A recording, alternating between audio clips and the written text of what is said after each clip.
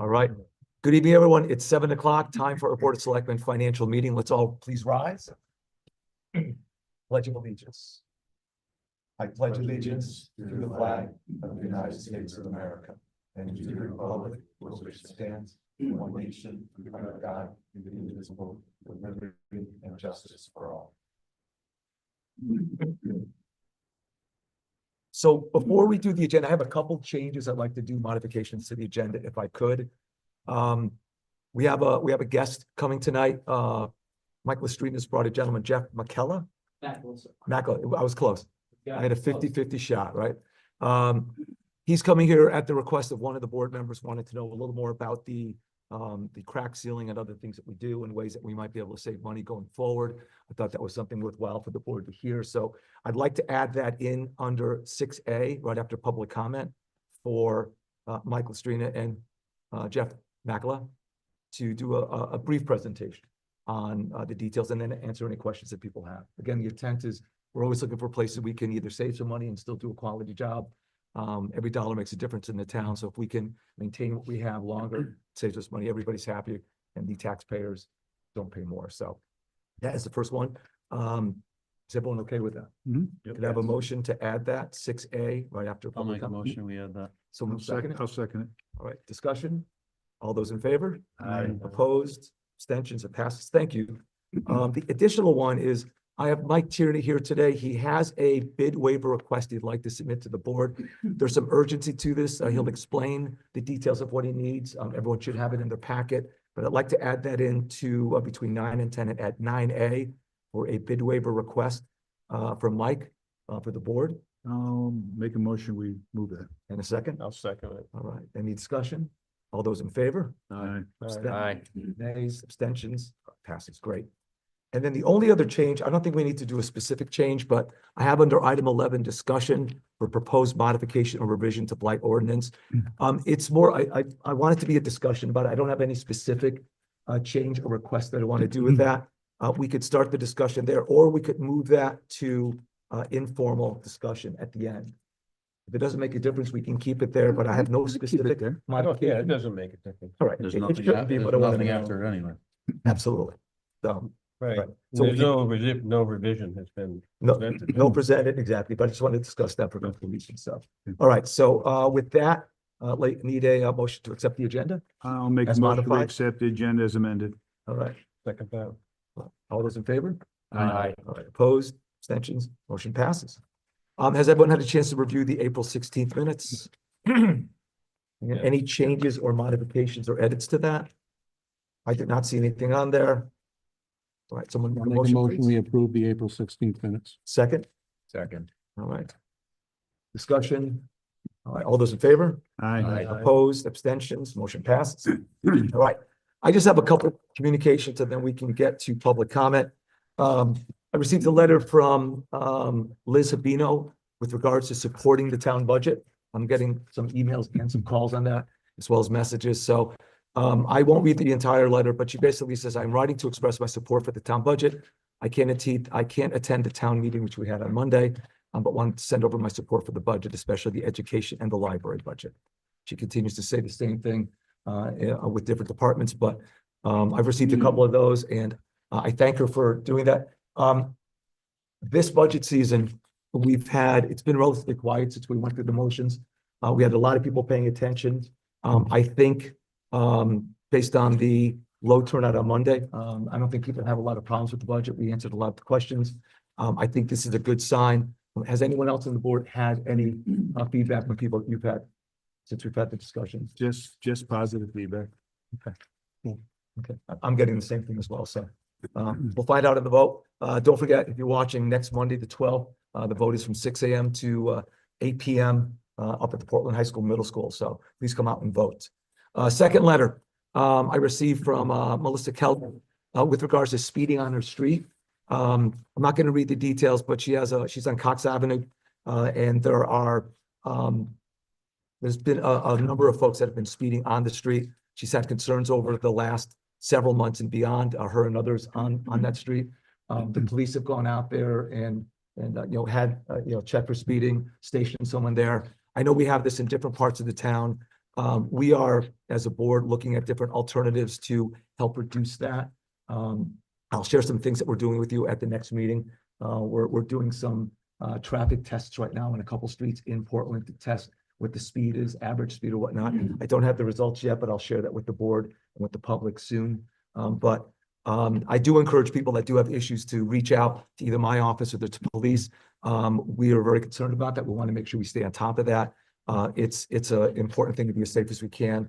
And I look for as much information and feedback from people as we can on this stuff. Has anyone heard any issues like this with people that they've talked to in town? Have we had anyone? I haven't heard one recently, but, God, this is during the last campaign. I was walking out of Great Hill Road and I had a couple complaints out there, same thing, but, and I think with Great Hill Road, they were figuring that was a shortcut to get from one place to the other. And Cox Road, that's a scary road. There's a lot of bends, there's a lot of humps. A lot of events, yeah. You can get airborne real easy in You some can. spots of that. I mean, we have a speed light on there as well, Yeah. so people know they're driving fast. And there's also a lot of walking of dogs and kids out there, Yeah. so it's someplace so we all need to slow down. Mhm. Get there whenever we get there and don't rush to get there, so anyways. Only other thing I had is, we announced it last week, but I got a letter from the Department of Transportation with regards to the crossing light on Main Street. They extended the time of the light. They responded quickly once they knew that there was safety concerns that we had. I give them credit and thank them for doing that. They did it remotely, so they didn't send anyone out there, but they were able to do that. I went out to the location a couple days ago and walked it a couple times just to make sure, and it does give you adequate time, especially. Which intersection? This is right on 66 in Main Street. The Yeah. intersection. Right by By Walgreens. Oh, yeah, okay, but down by Walter. Right by Walgreens, exactly. So, you have people there that have, maybe ambulatory issues coming across. So we thank them for this time. Not everything moves fast with the state. As some of you who may have worked for the state have attested, but in this case they did, and I thank them very much for it. That's all I have for it. Patience. Yes. All right. So we have several proclamations tonight. Starting with Jim Lynch. This one I'd like to read for Jim. Does anyone like to read the proclamation for Jim? Jim's been a longtime employee, recently retired. I've only had a chance to work with him for about 3.5 months. Enjoyed it. He knows a great deal, probably more so than anyone else in the town, about the sewer system and many other parts of the town. I'll read it. I've known Jimmy for years. If you can, I'll be I honored to just, do he it. deserves all the accolades he gets. Certificate of congratulations. May it be known, this certificate has been presented by the Portland Board of Selectmen with great honor and recognition for your 38 years of loyal and dedicated service to the people of the town of Portland. James C. Lynch, hired October 24th, 1986, retired April 25th, 2025.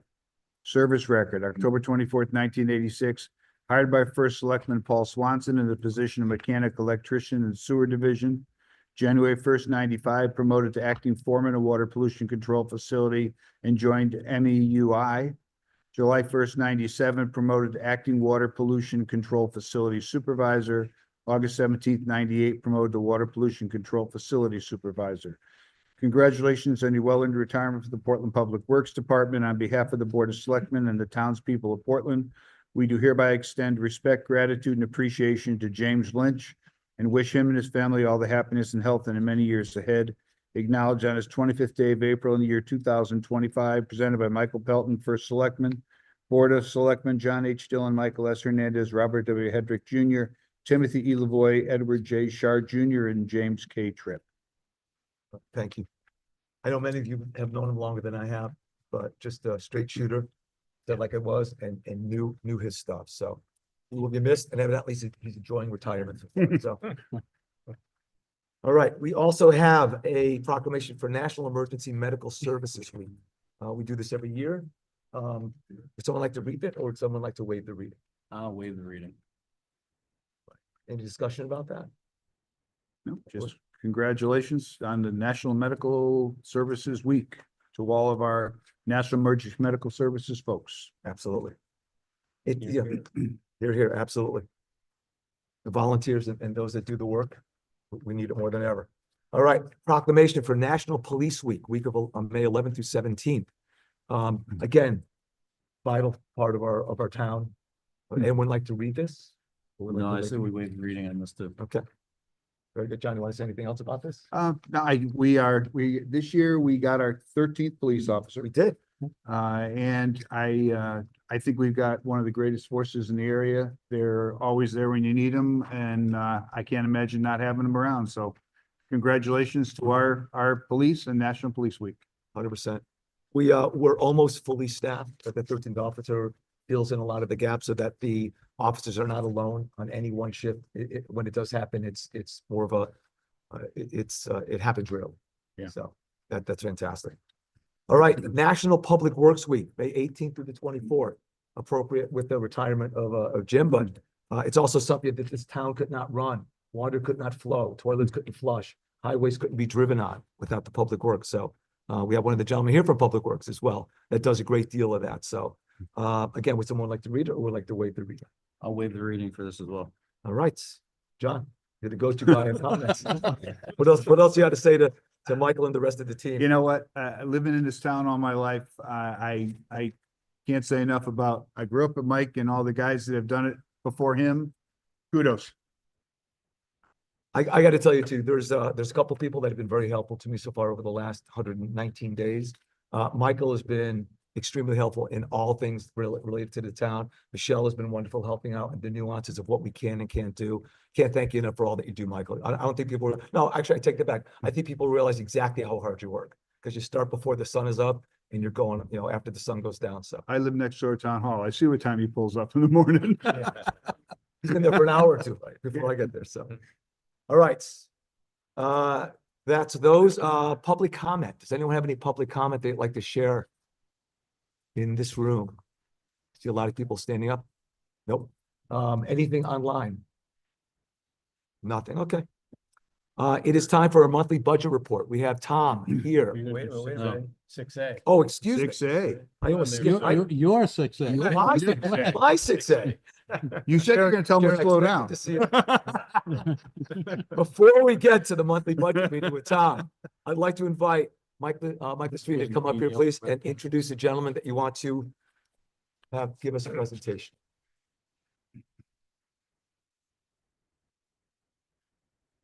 Good evening, Michael Estrina, Supervisor of Public Works. This evening, Max is going to give you a presentation on pavement maintenance. Over several meetings, we've been hearing about the high school. Needs a lot of work, and asphalt's one of them, tennis courts. So Bob Shea, me, and Jeff met at the high school with Bob, with the tennis courts and asphalt. He's going to give you a presentation tonight of different products. What's gonna save the parking lots at the high school and the rest of the town facilities? Instead of 1.3 million for the high school to be repaved, we can get it Significantly lower. And we got, significantly lower. we got a price of 1.1 million for the tennis courts. So I will let Jeff presentation. All right. Handouts. So what Mike is passing out to you now is just, it's an overview. There's a lot more information that I'm gonna cover in that. That's just most of what we carry for products and what we have, and some of the solutions that we can offer the town to fix. And we'll use the parking lot at the high school as an example.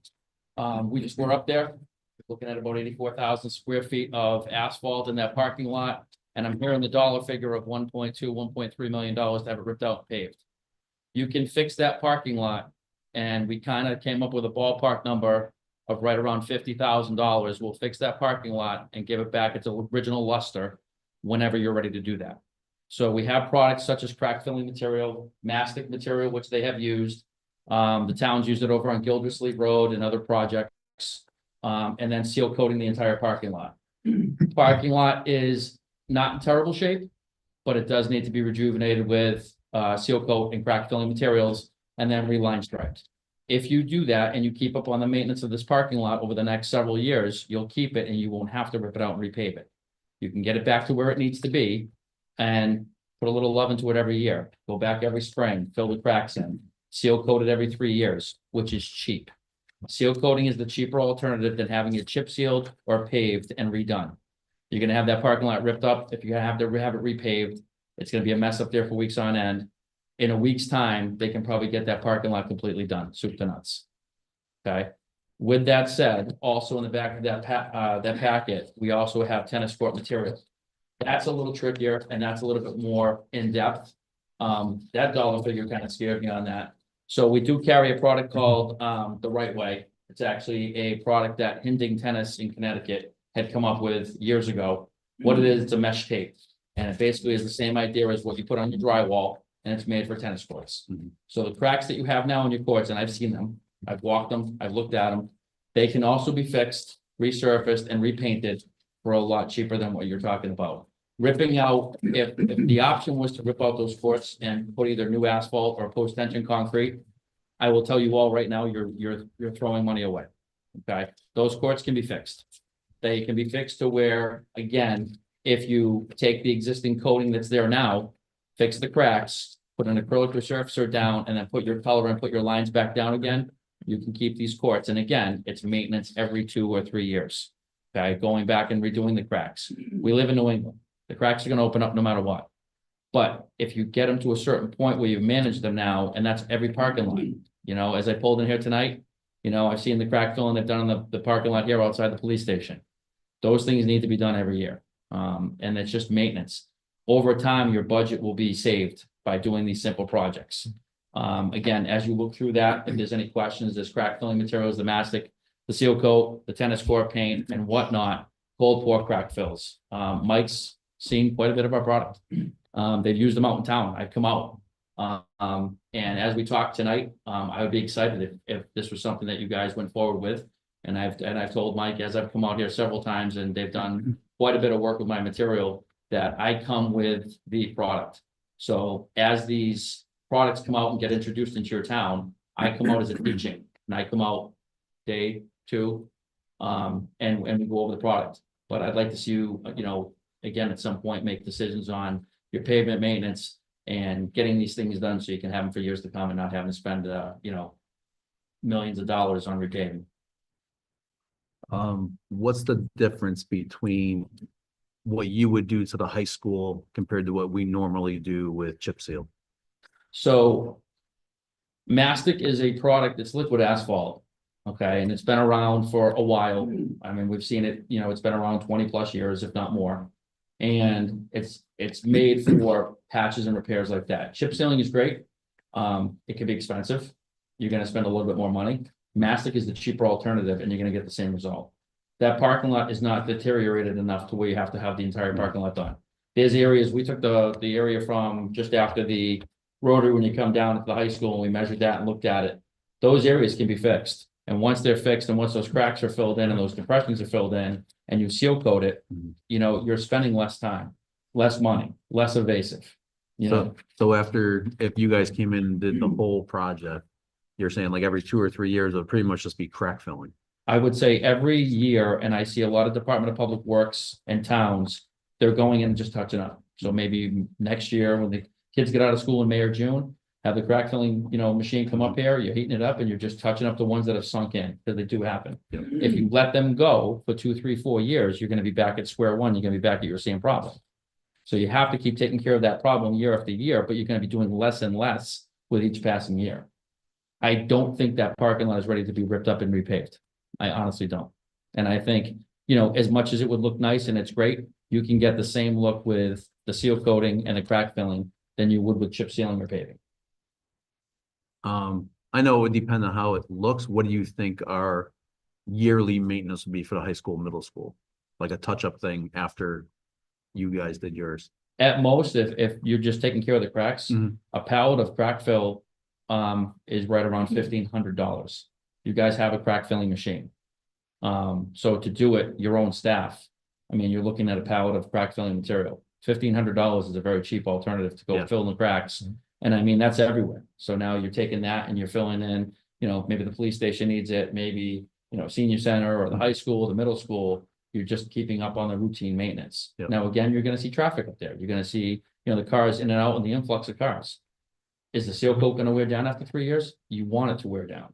Just like owning a house. If you have clapboards on your house and you don't paint them for 10, 15 years, what happens? They get dry, they get brittle, they break down.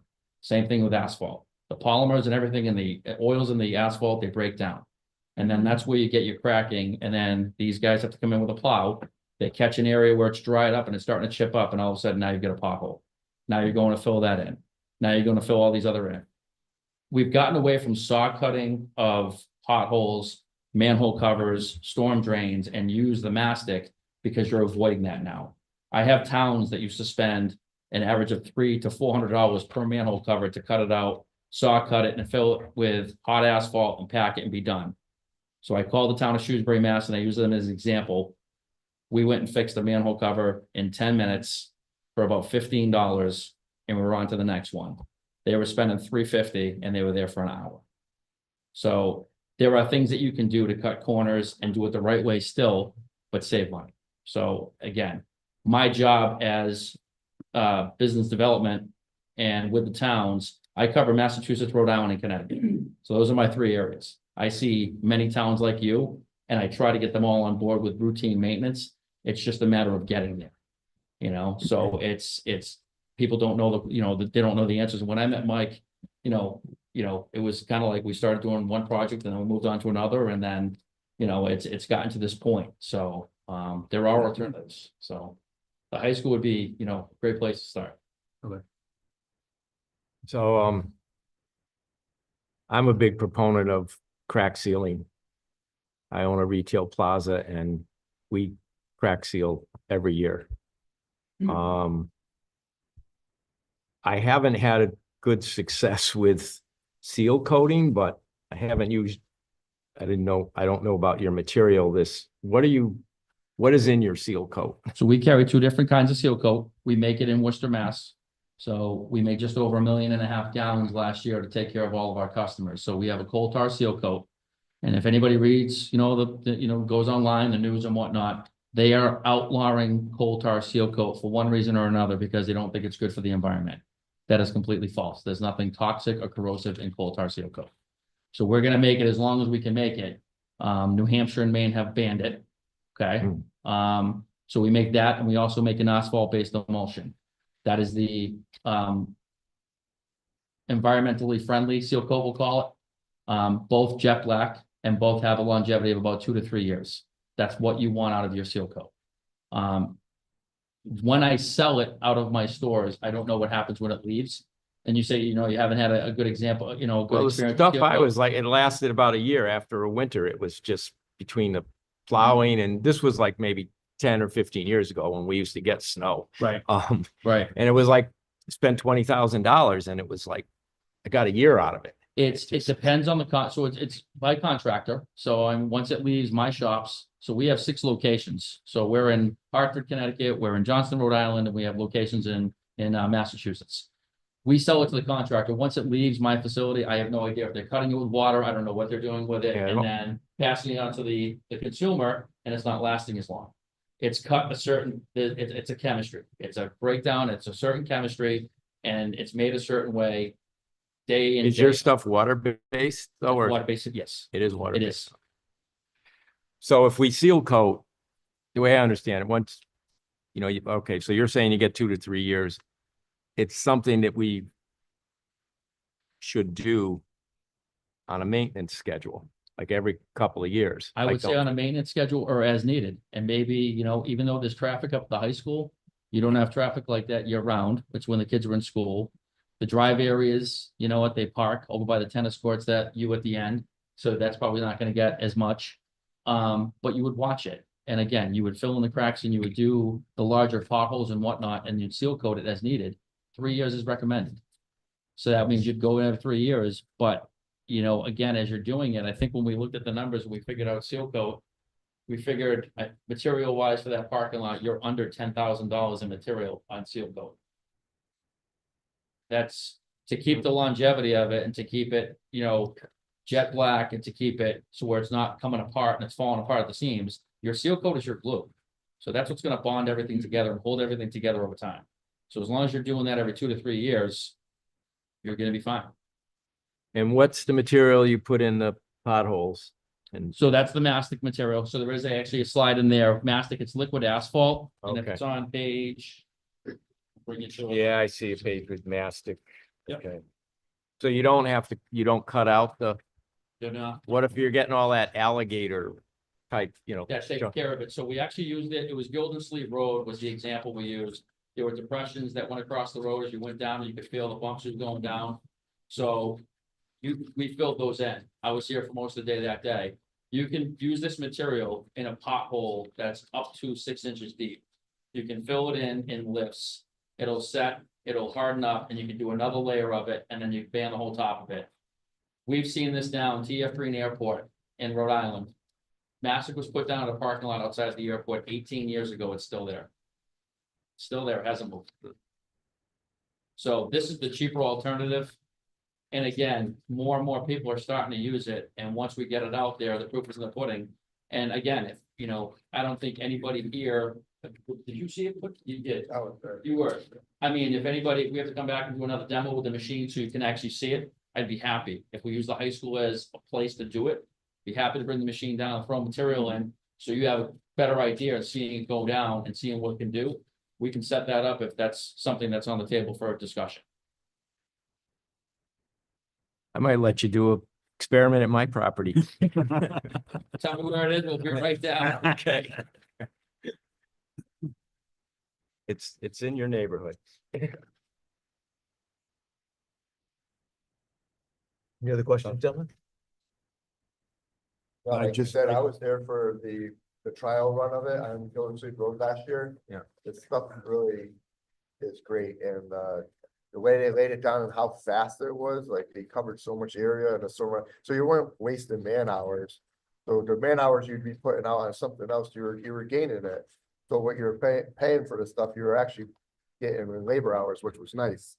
They were able to move on to other projects at a faster rate. And Michael, I forget what it was. I know, like, was it a couple hours, or it was within 24 hours, you brought a snowplow right across this stuff. It had cured that quick. No, it wasn't 24 hours. It was 3 hours. I know it was fast. Like, show me a video. Everybody hears, they say, "Oh, my product's the best." Well, he brought his product down and we tried it. 3 hours later, I took a 9-ton dump truck and a snowplow and I tried to rip it up. And I have a video, the plow going across it would not go. And that was a couple inch pothole, that Yes. particular one. Yeah. They were trying. Of course, Yeah. yeah. And it's still, there's stuff still there, 2 plow seasons. And I've taken this video and I've shown it to, I do seminars 4 or 5 times a year with my contractors and my public works. And they cannot believe it. It's, if you don't have something like that to show, I could sit here and talk about it all night long. Tell you the statistics, how it works and how well it works and applications on it, stuff like that. That was a first. So, and it happened to be one of my contractors that came down and said, "Hey, why don't you take a snowplow and go over it? Get Jeff all fired up." So. Is that the same stuff that you use on the seal coat, or is the seal coat a different? Seal formula? coat is different. So the seal Okay. coat's a liquid. So the mastic is the liquid asphalt that we take out of the machine. It has an aggregate. So that's the stuff that's gonna fill your potholes. Okay, So there's the three different steps here. So we're gonna do mastic would be the first one to take care of your larger areas, your potholes, your alligated areas. Then you'll move into crack sealing and you're filling the smaller cracks, 1/2 inch to 1 inch, and then you'll go right into seal coating. That lot needs 2 coats of seal coat, which Mike had asked me the question, how quick can I get on it to do a second coat? Same day. Spraying in the morning, spraying in the afternoon, 2 coats, letting it sit, and then you're going back and running your parking lines, your handicap stalls, and again, jet black. And so when they get back to school in the spring, when they get back in the fall rather, it's all done. Is this with the liquid road? That's what, That's liquid road is a different product, so that's Okay. actually something we're experimenting with now. That's actually more for, we're using that nature ways and cemeteries and lower traveled roads. That actually is like brand new asphalt, whole different animal on that. I wouldn't recommend that for the high school just because the amount of traffic that goes through there. Okay. So I would say a coal tar seal coat with sand in it to put down for the rigidity. And again, that would be long lasting for that high school up there and other buildings in town as well. do you do this, do you do the striping as well? Do not, sir. I Okay, do not. We sell all the paints and the materials and whatnot. But no, we have just about everything else under the sun to get them going. Mike, is that something, Yeah. would we stripe that ourselves most likely? Did the high school then. Okay. When the tennis court party. Yep. Right. And again, I have to talk, the last thing I have for you is after I talk to Bob Shea, if it's something that, again, the tennis courts, and I know they want to get used, and I know they're in rough shape. That's something that, you know, I wouldn't have your public works do or jump into. I have 14 installers that cover Mass, Rhode Island, and Connecticut. So if it came out to, you know, looking for bids on the tennis courts being done, I could certainly provide you some names of, you know, some great guys who do this for a living, and they do fantastic work. But like, as I sit here and tell you this tonight, those courts need some attention, probably within the next year or two at most, before you're paying for a new asphalt job or post-tension concrete. And I really don't think that's a road you want to go down. We just did the track. Yeah. There you go. Yes, we did. So, All right. So you said Liquid Road isn't for us. Liquid road would not be for the high school. Regular Okay. coal tar seal coat would be more your speed for the high school. It's Okay. gonna wear better. It's gonna look just as good. And that's something that you can do. The cost on liquid road is a little bit more, so I would say cost effective wise, coal tar seal coat is the way to go. Thank you. Thank you very much. Thank you for Thank your you. time. Thank you very much. We appreciate it. That was, Appreciate real- you guys. that was really productive and helpful. I appreciate it. I think for the price he said, that's something we really need to look at doing. Well, whoever said we should rip up the whole parking lot, They've already talked about it. They said that the Great. tracks were so bad. really? Was that legitimate, like we may do this, or was that just one of the prices they were trying to get? It was talked about putting it in capital in the next few years. I gotta go Yeah, I look think- at yeah, that. we I can mean, do Listen, I think we should look into this for the price, see how it comes out, and then we can judge it from there, whether, right. you know, to use, like he said, the other schools, the police station, senior center, like, you know, But let's do a test area, and that's the worst condition parking lot right now, the high I school, agree. high school, middle school. I mean, We if should you be- But change it gets the most traffic too, because besides faculty, you have 150 kids driving there every day. And the buses. Yeah, and the buses. Yeah. you know, plus all the parents for the But- sports. So it is the most traffic Yeah. town building that we have. If you have an asphalt parking lot, it should be like maintained every year. Mhm. I mean, even like Portland Plaza here, he always, that parking lot, Oh, yeah. pretty worn, but he always does something. Every year. But it just became one of those things where it's who's responsible for it, the town or the school? Oh, Because you know, school uses the building, but the town's responsible for the Uh-huh. grounds and the property. So it was always fingers pointing of who maintains it, and it just gets pushed down the road and pushed down the road and pushed down the road. Where, like he said, if we look into that and the tennis courts, I don't think any of us want to pay 1.1 million for 6 tennis courts. After we just paid, what, 1.4 for the track? I know. If it can be saved, we're stupid not to put the money into it to try and save it. And Oh, it's And he- worth a and- $50,000 gamble for, Yeah, even, you know, Well, that's And- where I was going. Yeah. right? If and you- get the a price on the downside. tennis court as well. You can forestall, right, having to make that investment while there's all these other decisions and some of these other things in the shorter term that we're gonna be making some Sure. expenditures on. So We- even if we can make it last beyond those, that helps our budget. we're, so. we're considering schools and big numbers on that. So, you know, Mhm. any way we could save some money and still maintain the quality we need. And this is the one school we know is not going anywhere.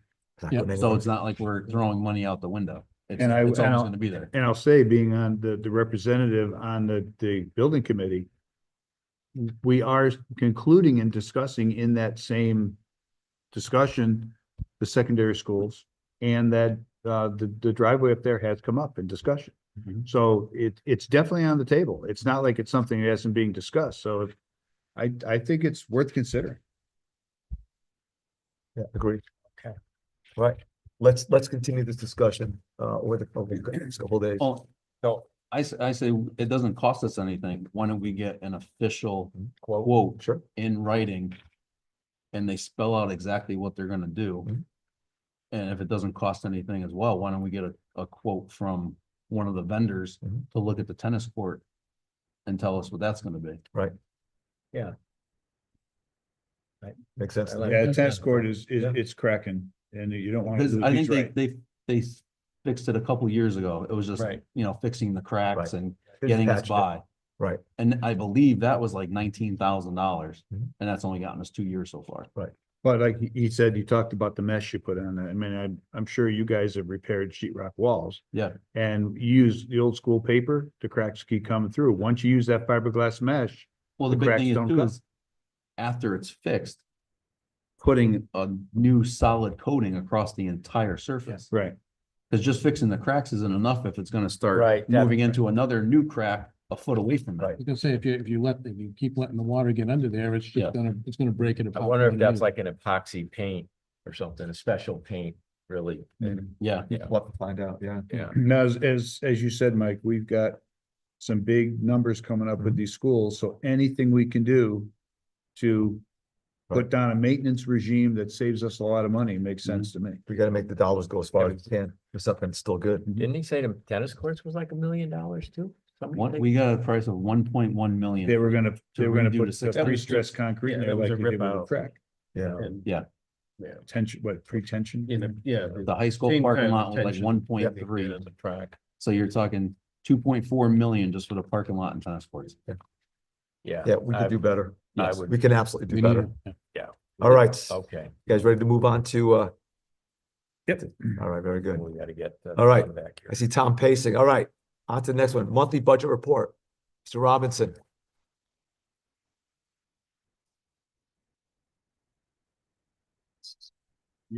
Yeah. Yeah,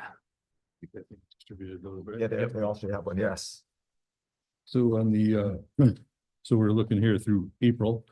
On the revenues, revenues have been doing pretty good all year. They seem to continue to do well. If you look there, the first three there, the prior year, or property taxes are doing well, only about 0.15% remaining. And in the prior year, the interest and liens and the supplemental, they've actually come in above the projection. So the tax collector is doing a nice job collecting. People are paying, so that's a positive. Still is waiting to see. I think the cost sharing money should be coming in sooner, or it probably just hasn't gotten posted. So I'll look into that. Rest of the monies here are doing pretty well. Town clerk's a little lower than it had been in the past, but it's still doing, it's doing as good as it can. This is time where it'll pick up a little. Miscellaneous building permits, still obviously doing very well. So I need to get that supplemental appropriation entries posted, so I will try to work on getting that for you.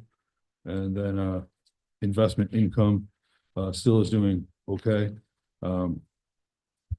We're at 542 collected so far. So that's the update on revenues. On expenses. Page 3. There's a few areas we kind of somewhat associated with revenues coming in from the building. There's been some associated expenditures there that are somewhat associated with it. And town council, we've been going over that before, but in the planning and development, that was budgeted around 24,500, and to date it's been 45,000. So that's a big overage in that line, only $700 remaining in the global budget. So that's definitely one we continue to watch. The one of the cases was settled out. So that hopefully will resolve that one, but there recently was another case that just came in. So we'll see how that goes. So we'll see how that one keep you posted there. Page 5. Police, we've been going through, go over the police each time. And 32,000 is the conference meetings and dues. Again, a lot of training, a lot of seminars, a lot of education being there, causing those numbers to be very close to the budget line, with only 3% remaining as of today, or as of April 30. Miscellaneous is over. Miscellaneous has been more recently. It's a lot of it's the detective. The various cell companies have been charging for phone, data, downloads, I guess is how you would call it. They started adding admin fees and charges to that. So each time the police, have been doing that, that's where we've been charging that money to miscellaneous. And, also we had some, with some of the, new officers, there were some new, guides or books that came through that had gone into that area. Page 6. Building, this is another kind of associated with that land use. So we had so far in the part-time payroll, we had zero budgeted, as we generally don't have part-time payroll. We've had our building official has been out a few times this year. It's come to my attention that he's going to be out now probably for the remainder of the year. So this line here, there's a good possibility that there will be another $20,000 hit to that line item. That's zero. So probably resulting into another 30,000 total of 30,000 there throughout the rest of the year for doing inspections and reviews. So you know, that's a challenging thing we'll have to go through and work on. And if that continues to, you know, go that route and other things trend, we would maybe look to you know, supplement some of the permit revenue and some of the expense for the part-time payroll line as well as the legal for the planning and zoning against that. So we'll keep watching that. And that was you know, more information that I learned today. Tom, So are I we have still plan. paying, are we paying the gentleman that's out? Sure, yeah. He's not on disability or? Yes, time still. Okay. And you know, when the time he would hit short-term disability at some point, and then that would switch to 2/3 pay. Okay. Mhm. So I don't anticipate a very much of a cost savings from that in this year. If it continued into next year, there may be some savings, obviously, because it would be 2/3 pay up until that point. All right. Next group is Highway Department. So we've talked about the overtime here. There's been various storms, various projects that were going on. This is snow related overtime. So that's about $6,000 over the budgeted amount. Service contracts, we've been talking about those the whole time here. That's around 3,300 over the line item. One of the things that we do talk about in traffic, and I actually looked at the detail more on this one. So I was like, what is it in the traffic signals again? And lo and behold, I actually forgot myself that some of the traffic signals, the actual charge of Eversource goes to that line item.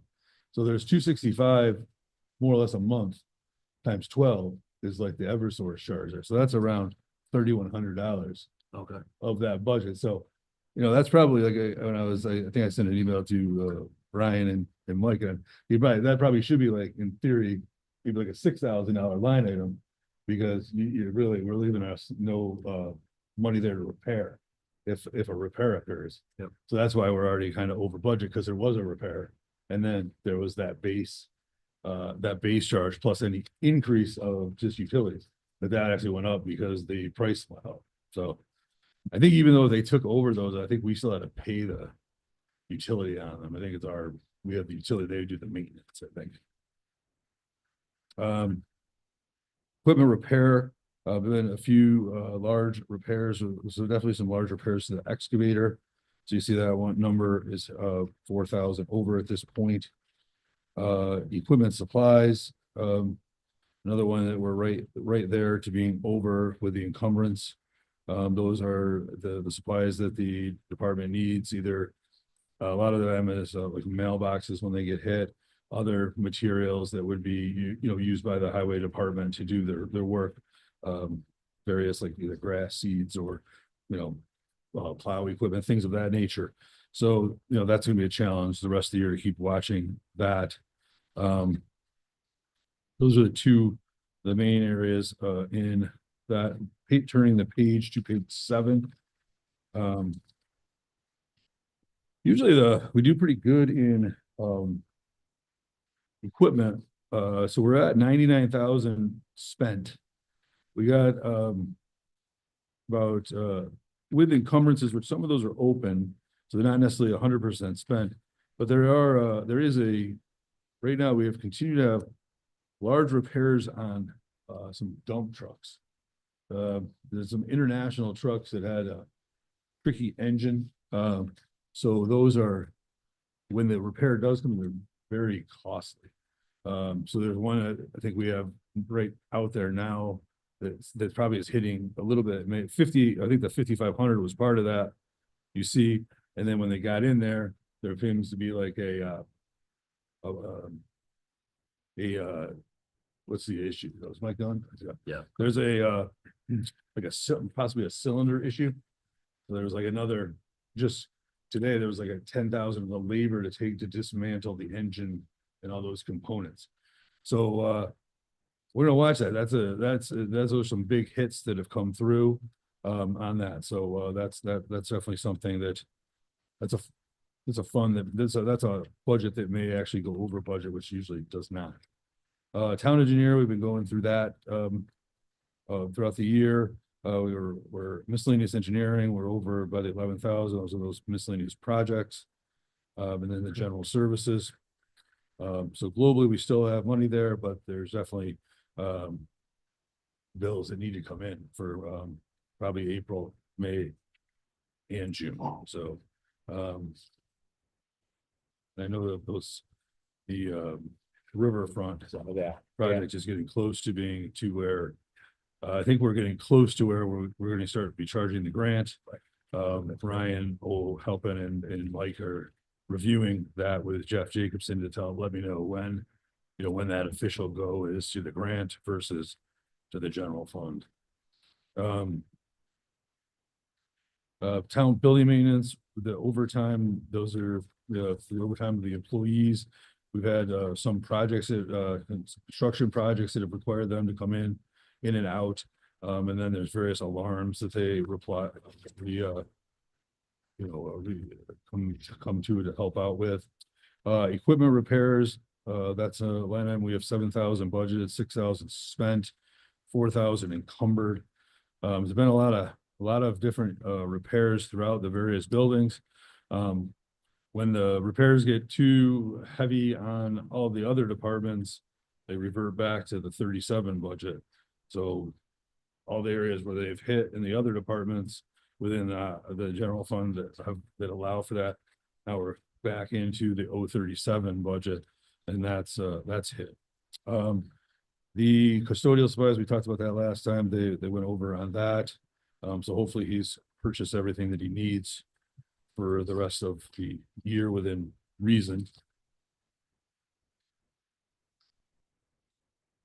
Page 9, snow removal, we've talked on that budget, but that's a 29,000 global overage. May have to, I gotta check to see if the encumbrance is needed in the salt. If it is not, then maybe that will be able to be closed. Talk with Mike on that.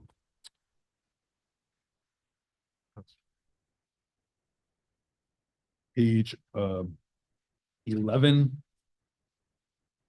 Page 11, the municipal age of the elderly. This one, they've officially gone over on the expense. At this point, it was 32,000 budgeted, 33 they're at right now spent.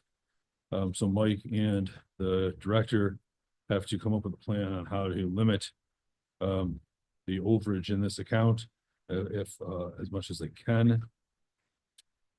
065 service contract, 17,000 budgeted, 19 expended, 25 encumbered.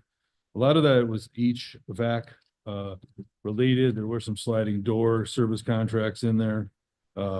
Printing, there's a printing service as part of that. There are pest controls as well as fire alarm testing. And then on page 12, the termination benefits, it's going to look pretty good here at this point, but there was a large retirement. So I'm expecting a hit in April that will flip that into a deficit into that line item into a loss position. Which line is that, Tom? That would be termination benefit.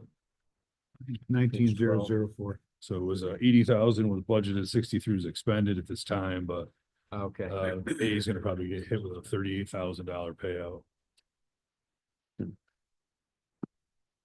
All right, guys, just wanted, so giving you the updates and keep watching, keep, if, I gotta look at that, you know, the land use stuff and see if that's, if it warrants us to supplement appropriate revenue up and expense, but I'll need to go through that next month. Sounds good. All right, guys, thank All you. right. Thank you. Tom, thank you Tom. very much. Thank you. As always. Thank you. Nice to see the revenues. Yes, yes. I mean, we have some areas where, yeah, things have come up, expenses that we didn't anticipate, but overall, I think we're in good shape. I like your investment income number. That helps with some of the other ones, yes. Right. Yeah, Tom's good at that. Maybe we can pick your brain. Absolutely. All right, for those of you that have been on board for a while, we have a number of fourth quarter transfers. We have two of them to do tonight. Does anyone have any questions on those, and who wants to read them? I'll do one if you want. Jim do one, I'll do one. I was at the meeting last night. They spoke about them, so I know where they're coming from. You want- I'll take the yellow one, you take the purple one. all right. And Tim even volunteered, he was willing to do it. Thank you for stepping up. You guys, Okay. I read last night. You did. Feeling like All You right, can do that. All right, here's the yellow one. Resolution, Board of Selectmen, Town of Portland, Connecticut, dated May 7, 2025, fourth quarter transfers, BOE School Lunch Fund. Whereas the Board of Education has identified funds within its general fund budget to transfer to the school lunch fund. Now therefore be it resolved that the Board of Selectmen hereby approves a transfer of up to, but no more than $35,000 to School Lunch Fund, Fund 5, from available fiscal year 2025 Board of Education appropriations. all right. Does anyone second that? I second that. Okay, any discussion about this? Nope. All right, No, it's a good thing. call for the vote. All those in favor? Aye. Opposed? Abstention? Motion passes. I make a motion that we adopt a resolution dated May 7th, 2025. Titled Fourth Quarter Transfers BOE, whereas there is a need for various repair projects at the various school locations. And whereas repairs/improvement projects may include but are not limited to HVAC repairs, upgrades district-wide, security repairs, upgrades district-wide, exterior/interior door repairs/replacements, and roof repairs/replacements district-wide. Now therefore be it resolved that the Board of Selectmen hereby approves the transfer of up to but no more than $150,000 to the Board of Education Maintenance Fund, Account Fund 11, from available fiscal year 2025 Board of Education appropriations. I'll second that. All right, any discussion? Uh, Questions? yeah, I'm just gonna have to abstain from this because there may be a conflict in the HVAC repairs and upgrades with my company, so Okay, I'm just gonna abstain. thanks for doing that, Mike. So this is money that they have in their This is from their surplus. surplus. Yeah, Okay. this is their money that. And they're kind of spending it before, yeah. Yeah, before. Yeah, so it's not our money, it's their money. Yeah. Well, Already it's our put money, that but money. it's our theirs. money. Yes, let Now me we rephrase keep. that. Yeah. So, but it's money that they now appropriated to that anticipated to be. Yes. And it's typical that that they'll move money from surplus areas in their budget into that Fund 11 to help fund future repairs. Right. It's Whenever one we of the can. mechanisms that they use to do that. Okay, it's helpful for them. It gets them to get more things done for the new fiscal year, so. All right. We ready for a vote? Yeah. All those in favor? Aye. Opposed, abstentions, motion Abstention. passes. Fantastic. Thank you, gentlemen, for doing that. All right, 9A, not going to skip over it this time. We have a bid waiver request that Mike Tierney would like to talk about. Mike, could you come on up here?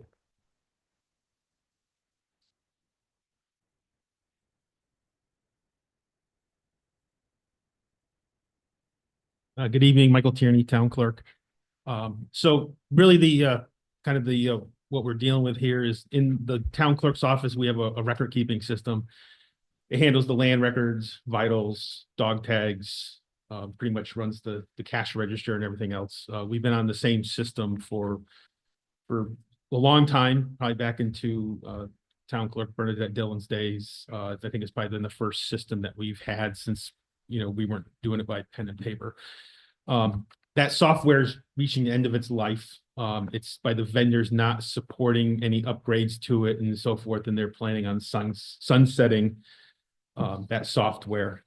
So anything that we do is going to be some kind of product conversion. So what we're looking to do is really, in my opinion, I've talked with some other clerks in Middlesex County, what people use, what systems everybody uses. And really, there's really one, in my opinion, one option to go to, and this is this IQS for the services that we need. And for, maintaining and upgrading. There's some potential legislation coming that judges and other and law enforcement may be able to have land records redacted with their information in there. So if that passes, we need to be able to, manage that. And right now our system does not. So really, the reason we're asking for a bid waiver is that this current system, this system IQS, we've been informed that right now, because of the demand, they're doing conversions in right now, April 2026. So normally it's like a 3-month window to get in line, but they're a lot more booked. So we have the money has been in the budget for the next fiscal year and so forth to accommodate that. So really, that's why I respectfully asked for a bid waiver from the board to kind of move forward and be able to get that done and move on and make that conversion next year. So this IQS is pretty much used by all the clerks in the area? So yeah, it's in the state, it's about 55. And they tell me that there's 6 more transitioning to them by the end of the year. I checked with our current system right now, there's 18 in Connecticut. We're one of 18 on the current system, so.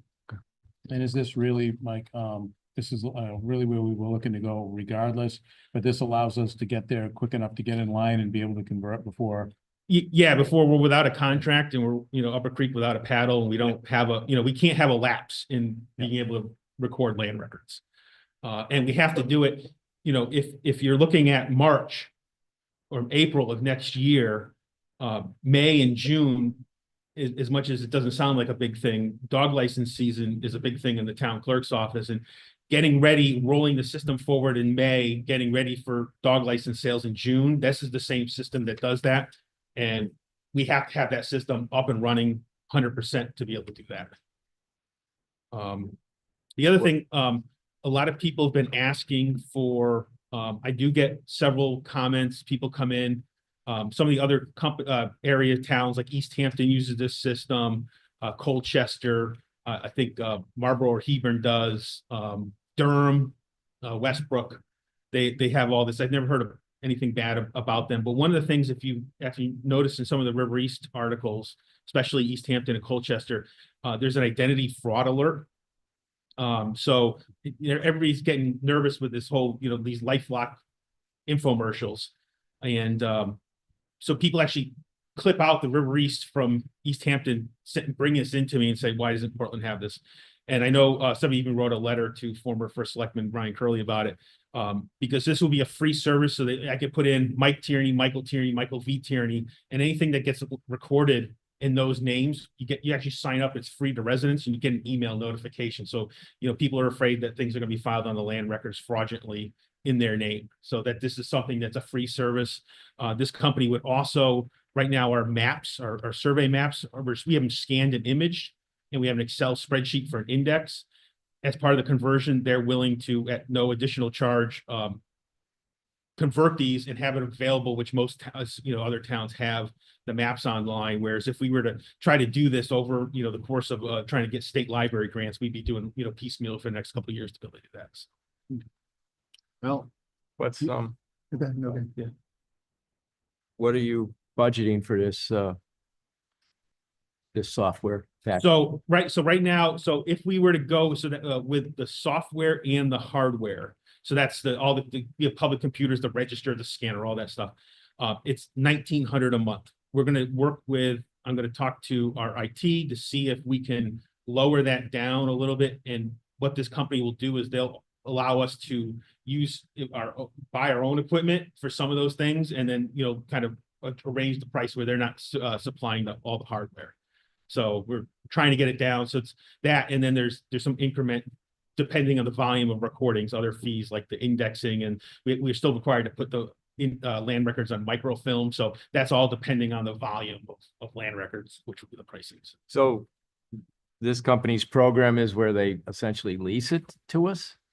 Well, it's just, we Or do after a we- 5-year contract to use their software. Yeah. Okay, well, but what about the hardware? I mean, do we ever, for this money we're paying them each month, do we ever own it? Well, that's the thing, that's what we're gonna work on to see what's worth owning and what's worth leasing.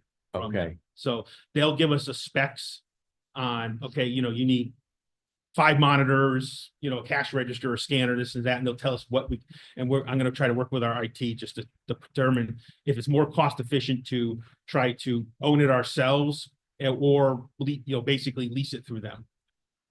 And if will this get you in the loop now so you can begin having those conversations with them now? Yes, they won't, if we, once we get to where we can say, yep, we're gonna go with you, then we'll start having those conversations, and we've locked in that date. And that's the big thing, is if we don't hit, if we try to go out with RFPs, other towns have done RFPs, they've gotten minimal quotes back, and then they've ended up having to go to. This is probably the big player in the market, right? They are. now have you budgeted for like, Yep. so it's roughly 2,000 a month, it's like 24,000 Yeah, we would, a year? we did, we're confident that we'll be able to stay within the budget. Yeah, yes, Okay. it's an increase, but we knew there was gonna be some increase anyhow, because the deal that we were on for the last 5-6 years, we knew it was up, so. Yeah. Yeah, it's one line item, basically record keeping and indexing. So it's everything going on. And the company we're with now, they're not doing it anymore, or they're, So they are in development of a system, but it's not fully built. Okay, so they're not ready to go really, but yet they canceled supporting their, They're not making any upgrades. So I think they're doing, the required, fixing the cracks, but they're not sealing the driveway. Yeah. They're getting Nice the end job, of well life. done. Okay. Yeah, basically, yeah. They said they're trying to sunset this system within 5 years, and that was approximately a year ago. It's been a long time. I remember the town clerk when she signed for this. Oh, you know her? I think I know her. yeah. And if it's all right with everybody, I'll make the motion and close that loop. All right, please. Okay, Any seconds? I'll make the resolution, Board of Selectmen, Town of Portland, Connecticut, May 7, 2025, request for a waiver of bid requirements, Info Quick Solutions, Inc., otherwise known as IQS. Whereas the Town of Portland's current contract for record-keeping services in the town clerk's office is expected to be expiring on April 30th, 2026. Whereas the town clerk's office is looking for an updated software solution to meet the existing state of Connecticut regulations and anticipated future changes. And whereas InfoQuick Solutions Incorporated, IQS, currently is used by 55 Connecticut towns, offering the features and service required in the town clerk's office. And whereas InfoQuick Solutions Incorporated, IQS, is currently booking system conversions in spring 2026. Now therefore be it resolved that in the best interest of the town of Portland pursuant to section 1208, subsection 7 of the Portland Charter, the Board of Selectmen hereby waives the bidding requirements of section 1208 of the Portland Charter as pertains to entering into a 5-year contract with InfoQuick Solutions, Inc., IQS, the town clerk's office record-keeping software support services and possibly related hardware. Be it further resolved, the Board of Selectmen authorizes the first selectman, Michael A. Pelton, or his designee, town clerk Michael B. Tierney, to act on behalf of the town of Portland to enter into any and all agreements with InfoQuick Solutions, Inc., IQS. I'll second it. Any discussion? No discussion, let's do a vote. All those in favor? Aye. Opposed? Abstentions? Motion carries. All Thank right, you very Mike. much. Appreciate All it. right, Thank you're you, very welcome.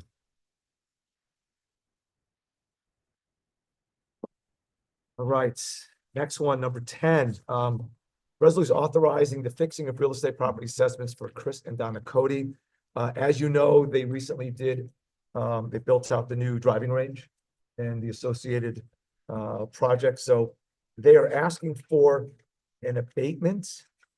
I'm sorry, a tax abatement for 2 years that the town offers to businesses should they do either a new building or some addition. Everyone gets a chance to look through it briefly right now if they haven't already. It's already been reviewed by Rich. Rich, I asked him to be here when we first did this a couple weeks ago, but he is gone. He is out of town on vacation. But I thought it was important enough to at least present it to you so we can review it. If this board feels comfortable passing it today, we can. If not, we can wait until Rich comes back and he can do the presentation for it. But I know many of you have gone through this before with other businesses that have asked for a tax abatement.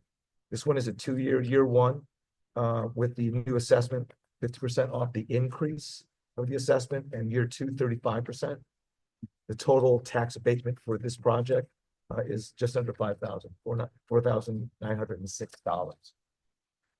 I'm fine with this. I'm fine, but. Make a mo- I mean, Chris has done so much in town. He's put a lot of money into it. The project makes sense. He's not asking for anything. Well, that- Bobby and I, we sat with the assessor and worked on revising those Right. for just such a purpose. Right. You know, if they're, and I'll tell you what, I was out there hitting golf balls a week or so ago, and not only does Chris do a nice job out there, but the vast majority of people, that driving range are from out of town. Yeah. So he's Oh, bringing, sure. he's bringing in Right. a lot of folks from out of town and using a plot of land, which doesn't have too many uses other than agricultural. Yeah. I mean, he's really found a purpose for it. So, So, no, I'm fine with this. yeah, I feel comfortable with this as well, but I want to make sure that everyone does that and has a chance to ask questions. If I can't answer it, then we need to wait for Rich, but whatever. My only question is this typical with several businesses in town? I mean, that we It's a offer, is this like a Program yes. available to others. program It's available for? Yeah. Yeah, based on what I read. Rand has used it for his storage place across from Jarvis. Okay. Tom Clausy used Yeah. it for the buildings he's building on 66 across from Axelrod. I think there was somebody else that came. There is somebody else, I can't remember. Yeah. I think Ben may have done something with it too. Yeah. But the purpose is to incentivize them to build and add to, and it's pretty common in surrounding towns as an incentive, in the same way with Brainerd Place, what we did there. It's a Oh, way yeah, I of knew hoping that one. Yeah. it either attracts somebody to town to build something, or if they're currently in town, to expand here and not leave And Right. somewhere for else. somewhere else. Right. Yeah, okay, makes sense.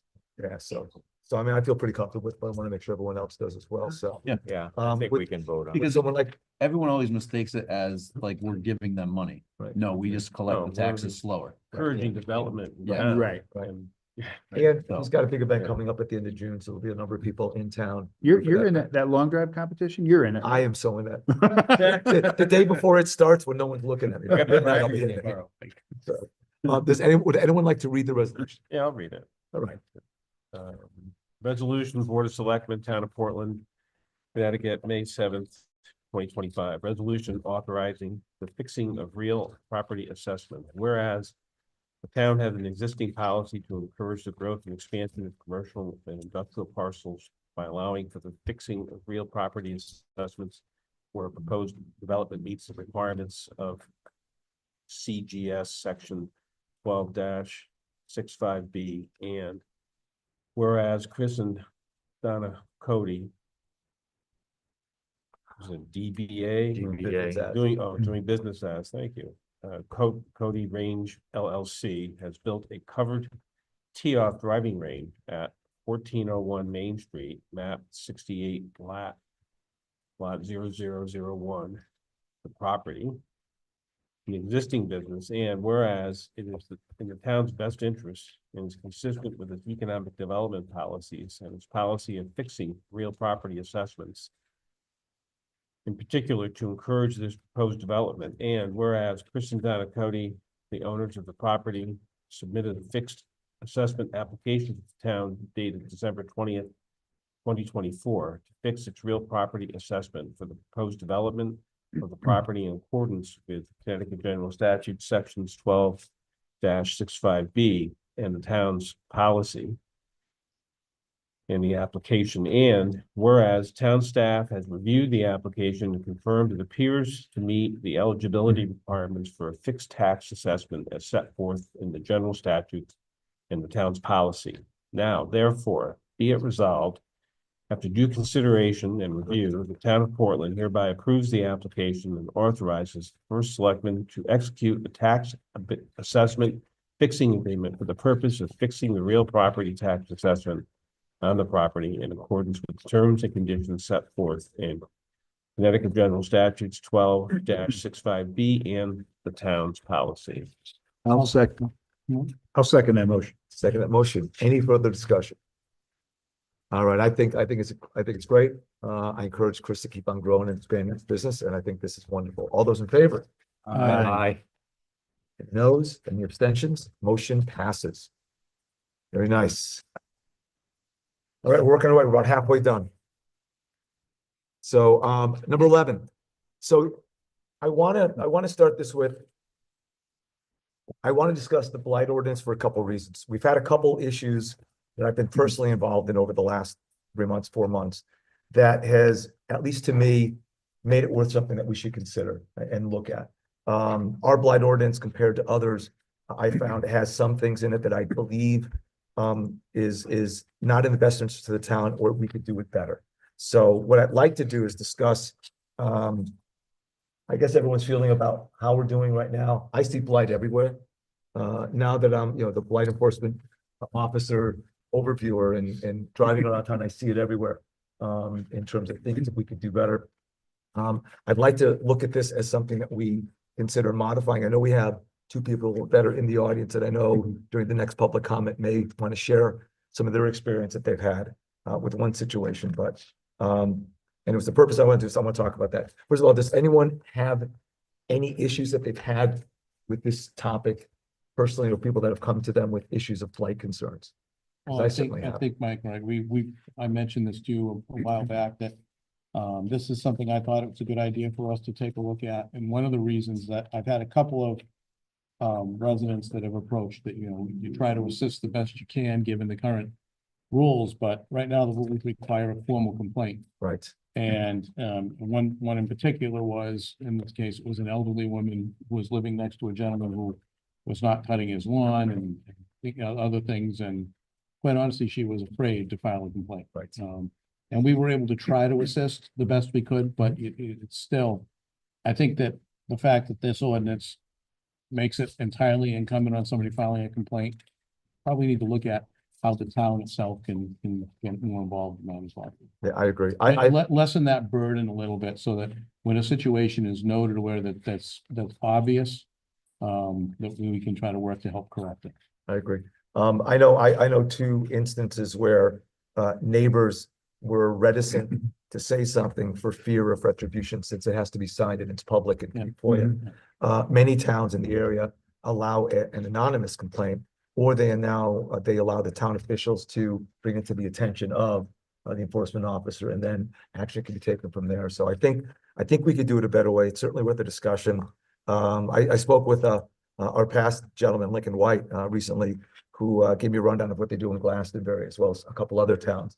And, everyone does it slightly differently, but for example, in there, they don't, you can send an anonymous complaint in about someone that you have an issue with or concern with. So you can, yes. And again, the enforcement part of it, what you can do, how many weeks notice, what fines are done. I mean, that's all, it varies across the board. I've got a number of different towns around here. Michelle was great about collecting up about a dozen different towns in the area. We can go through this at some other time and a little deeper, but I wanted to kind of fire the first shot and at least get you thinking about what it means. Especially as we're expanding the town and we've got more things going on in town, more people coming to town. I want to make sure it looks as good as we can. We're enforcing it across the way, in a way that makes sense. So any feedback, any pushback in terms of maybe at the next meeting, we can dive into this a little bit deeper? I just want to understand better what the issue? Is it the issues on, is it on, these pages aren't numbered, but it's, section 1266, notice of violations that, complaints may be submitted to the building official by members of the public. That, that precludes a town official from originating a complaint, is that? I mean, if a public work person or even me, you know, I'm a member of the public, but I'm also a board of selectmen member. If I wanted to make a complaint, is that it? That people don't want to be on the record, that an official didn't make the? Often it is some people I've spoken to, they've had concerns that, that if they tell on their neighbor or they complain about their neighbor, that there'll be some kind of retribution for the neighbor that's doing the action. That has the art. that's being Well, yeah, complained. because then that person can ask for freedom of information and say, I want to see the complaint. Right. And they can see find that. who wrote it about them. Yep. The way that he does it right now, his interpretation is that it has to be submitted in writing, has to be signed. And that triggers the whole follow-up process. That's gonna kill the whole process if we keep it that way. Right, that's what I'm saying. Whether it's anonymous from the public or any employee of the town, like you said, whether it's a police officer or fire department, they show up to a call and they see the conditions of a Right. building, Right, or public works sees something driving by, I think so too. it should be a town official can file the complaint as well. Right, absolutely. Right. And that's, And it doesn't have to be list who it was, it can just say a town employee. and ultimately, you know, it's the building official that has to make the determination. There's legal recourse. The person that has the blight has their options to fight it and whatever. So it doesn't take any of that away, but just the lead up to that happening, to me, seems to be sufficient. So, anyways, so I think it's worth further discussion, but I wanted to throw it out to everyone tonight. Because that's the thing, after the complaint is filed, it's between the property owner and the town. Right. The person that Right, filed the right. complaint is no longer part. Right, but the So it town doesn't matter. has to be able to enforce it. Right. Yeah. And It's the town and the property owner. that's I've it. had to deal with this personally, and it wasn't a pleasant experience. Yeah. Yeah. And the town official that, you know, we had to do the complaint in writing, and there was retribution, Okay. and it took a long time to get partially resolved, in my opinion. Yeah. You know, because I think a lot of times in town, I think our intentions are good, but we're not that strong on enforcement, We just had a case. or historically we haven't been. We just had a case that I was looking at recently, that started 7 years ago. And nothing's happened with that. It's been ignored the whole time. It's a Lincoln White issue that only now has been elevated to legal and to fines and all that kind of stuff. So, I'm not That's saying, kind of what I'm getting at. yeah, you know, but we need to make sure that if something happens, it's done quickly and it's done, fairly. And then there's also the unfortunate downside. You asked if we've been approached. I've been approached in this capacity over the last few years by two different individuals. And when I asked about the enforcement of it, the town is aware of it, and in both cases, the town is taking ongoing enforcement actions, but in both cases, it really is it's a psychological problem with the parties, Oh, absolutely. which gets difficult. The courts are involved. It gets costly on all parts. So, you know, some of them, this is something you need to do, but I'm just saying there are some that are going to be very difficult to tie up the loose ends on. I mean, it's almost the equivalent to the homeless situation. I mean, a Yes. great deal of homeless have mental issues, emotional issues. There's Sure. other things going on there. So, and When I I, get when I that was, too. when I was on assessment appeals, we had a young lady come in, who she recognized me. It took me a while. We were much younger. And, you know, she was quite upset and, you know, and crying. And I said, it's all right. We're here to help you. And it was a situation where she was actually, it was her father. And in his old age had become a hoarder. And the floor in the home was actually collapsing under the weight of all the stuff that was in there. And she was, you know, actively asking the town to intervene on her behalf with her dad.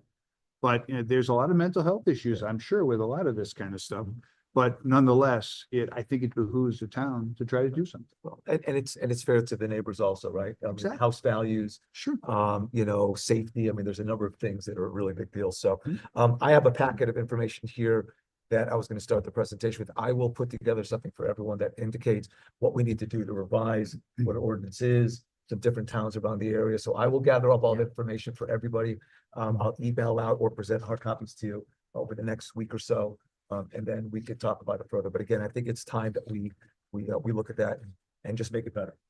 No, really. This is one of those things, I know me and you have talked about. Yes, That we always put off until there's an issue, right, because this hasn't been reviewed since 2012. right. Right. It's only been 13. Everything is decades and decades old, Right. and we never do anything until there's an issue brought up about it. Like, we Right. never review all of our old policies on a regular basis. Right. Yeah, and we need to do that. We need to do that. So we have the summer ahead of us. All right, I like that. All right, good. I'm glad everyone feels the same as I do. Mhm. That's great. The goal is to make it better and to solve the problems and get it done quickly and efficiently, but fairly. All right, on to number 12, appointments of boards and commissions. I know we have one left on the America 250 committee. I'm not gonna do any action on that tonight. I was ready to just assign Danielle to that tonight, but I got a late minute, last second. We think we have a Brownstone sixth grade teacher that wants to participate. We did have a slot open. to It was that. discussed at the Board of Ed. meeting Yes, last I have not spoken to her. I think it's Amy. I have not spoken to her yet. I've reached out a couple of times. No luck. So until I talk to her, but I'm going to invite her to attend the next meeting, which is on Monday night, Mhm. for that committee. And they are energetic and they're ready to raise funds, which is great. And we need to talk about what they want to do and how we're going to do it. But that seems like it's going to be a very active committee. So does anybody else have anything else? I don't think we have any other We have. openings. No. You guys are all set? Okay, I thought so. All right, good. All right, we have no refunds of excess payments. That's good. Wow. Unusual. I know, that's a good thing. Status reports, anybody? I'll give you a very quick one. I was at the Board of Ed meeting last night. As usual, they have the Portland Public Schools Spotlight, and they had a very interesting presentation last night. It was WPHT, that's the television station that the kids run at the high school, and they do announcements that are televised. They had a crossover announcement program.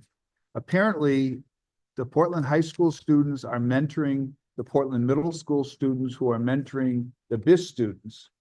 And they're all working together and doing a simultaneous morning update with all the kids there. And it was just a kind of a passing of the baton last night, but it was really cool. I mean, the kids seemed to really get a lot out of it. They were actually doing true news reports where they're writing the text on the baseball game and reporting about it and going out and doing on-site reporting. It's really cool. The kids look like they really enjoyed it. In the superintendent's report, they talked about the May enrollment. They said it's stable. It's 1,210 students.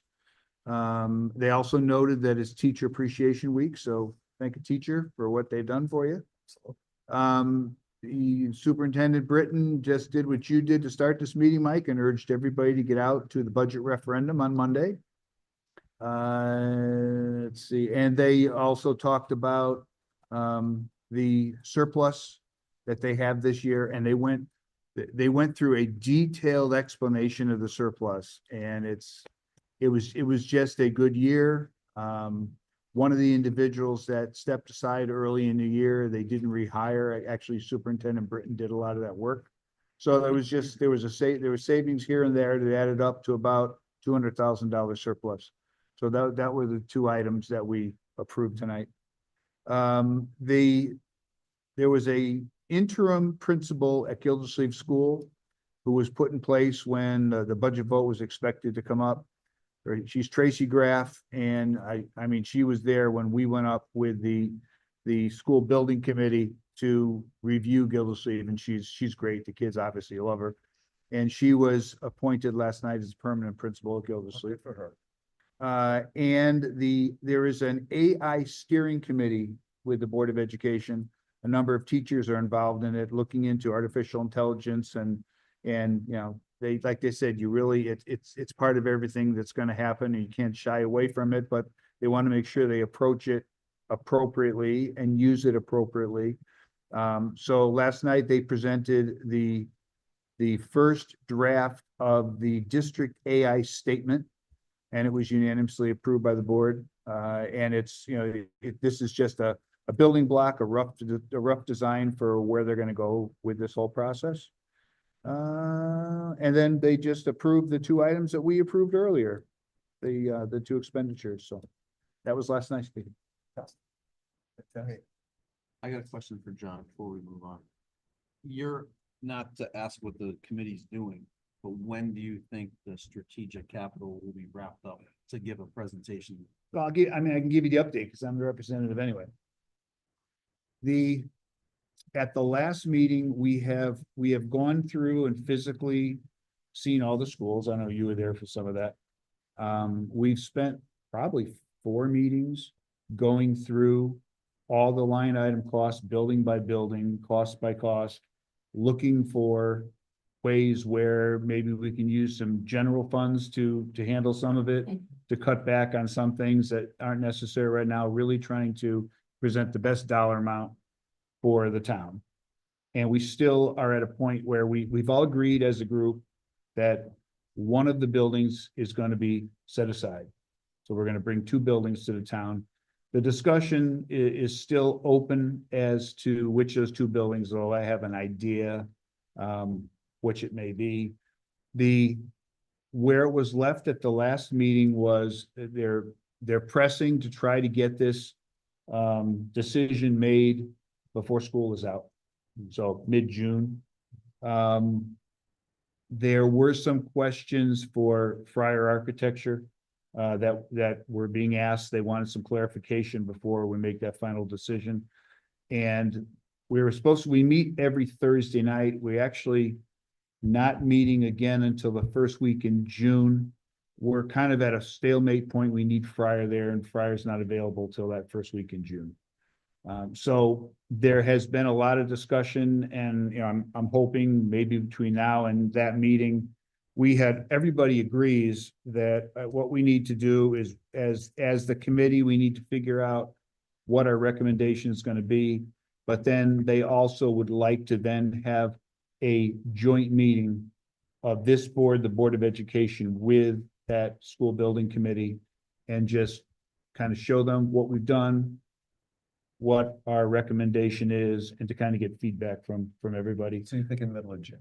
Yeah, they're trying, they said quite honestly, it's only realistic that once summer comes, everybody's schedules go crazy. So they're really trying to button it up before school's out. And like I say, I would have more for you next week, but I won't, because we're not having a meeting. The meeting will be the 1st of June. As soon as we hear what that meeting is, I think Mike, if you could let everybody know, I think it would be great to at least listen in to that meeting. But there's been. How does that timeline affect?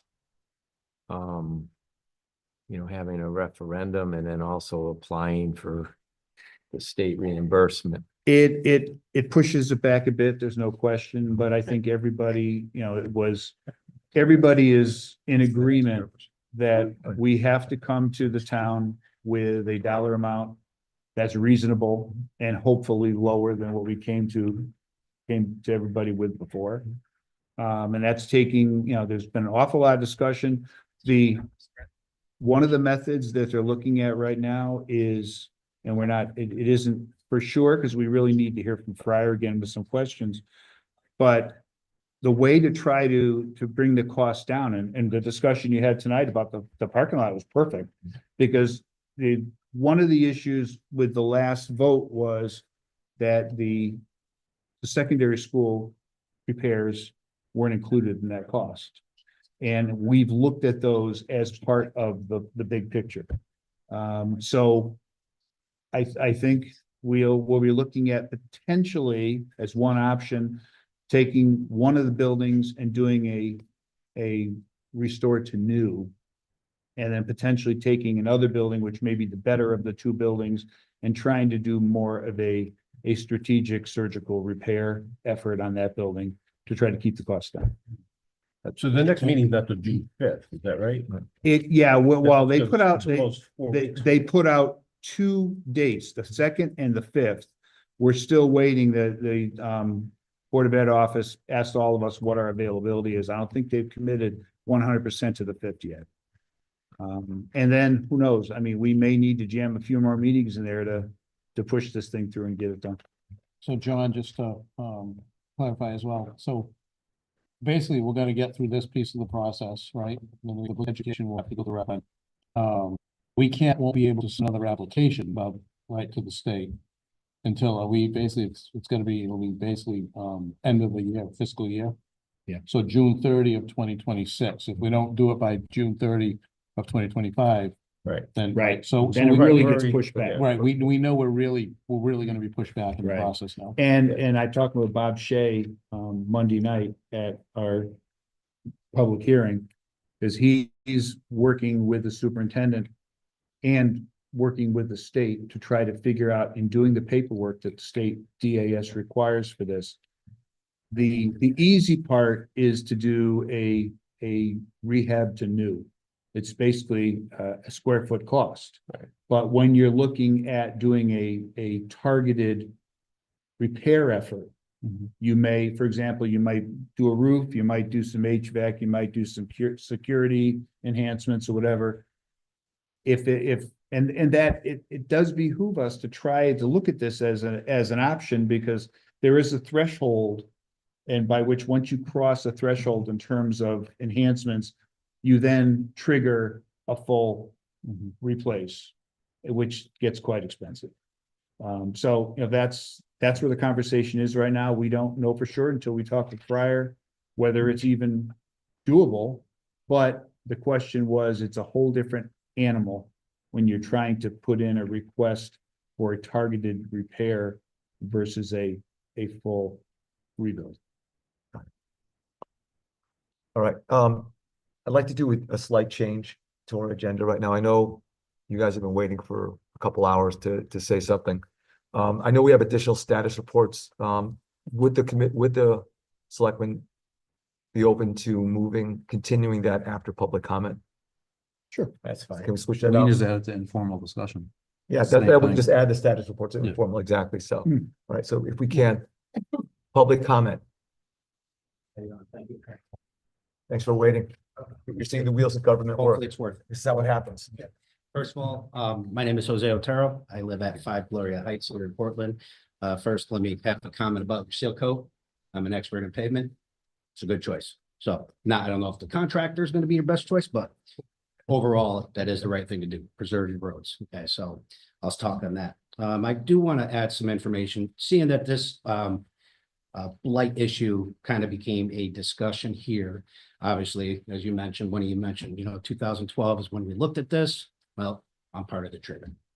So I have a resident that lives next to me at 3 Gloria Heights. And so a couple things. Unfortunately, I did not print out 8 items.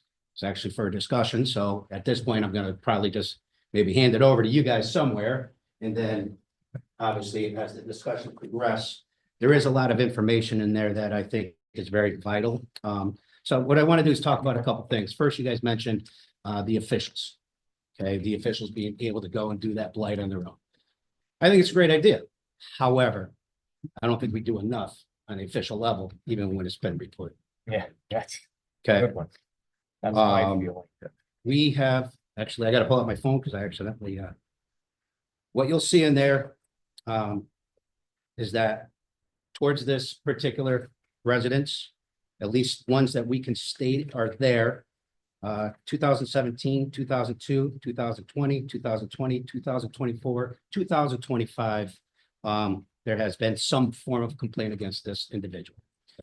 Now, I did not get the Freedom of Information Act information after the fact to see what actually transpired and what got done, but I've had 2 personal cases, and I can tell you, I feel very disgusted, perturbed, bothered, stressed. You name it, I feel it. Okay. I do not feel that this town did an absolute thing for us. You will see some pictures in there. We call that a fence in this world. There's no definition in your blight ordinances what a fence constitutes. You do have a decent written blight ordinance. It has some very clear items in there that I'd like to point out. We're here to protect, preserve, and promote public health, safety, and welfare, and to preserve and protect property values. I go and sell my house right now. My house will not be worth the property value that it should deserve and receive. I will tell you that without a doubt. You just look at these pictures, and I think just the average Joe should be able to do that. It's not adequately maintained, has trash, garbage, debris on the property. It states that debris, which is incapable of immediately performing the function for which it was designed, included to but not limited to abandoned, discarded, unused objects, junk comprised of machinery and vehicles, automobiles, recreational vehicles, do not complete an obvious state of dust repair, furniture, appliance, tires, which are all in public view. Now, I will say, I understand the concept of blight saying public view. But you guys go on in your ordinance, again, to kind of bring up a point. Where is it? I apologize. Let me have a second. One more section here. I'll have to find the actual verbiage.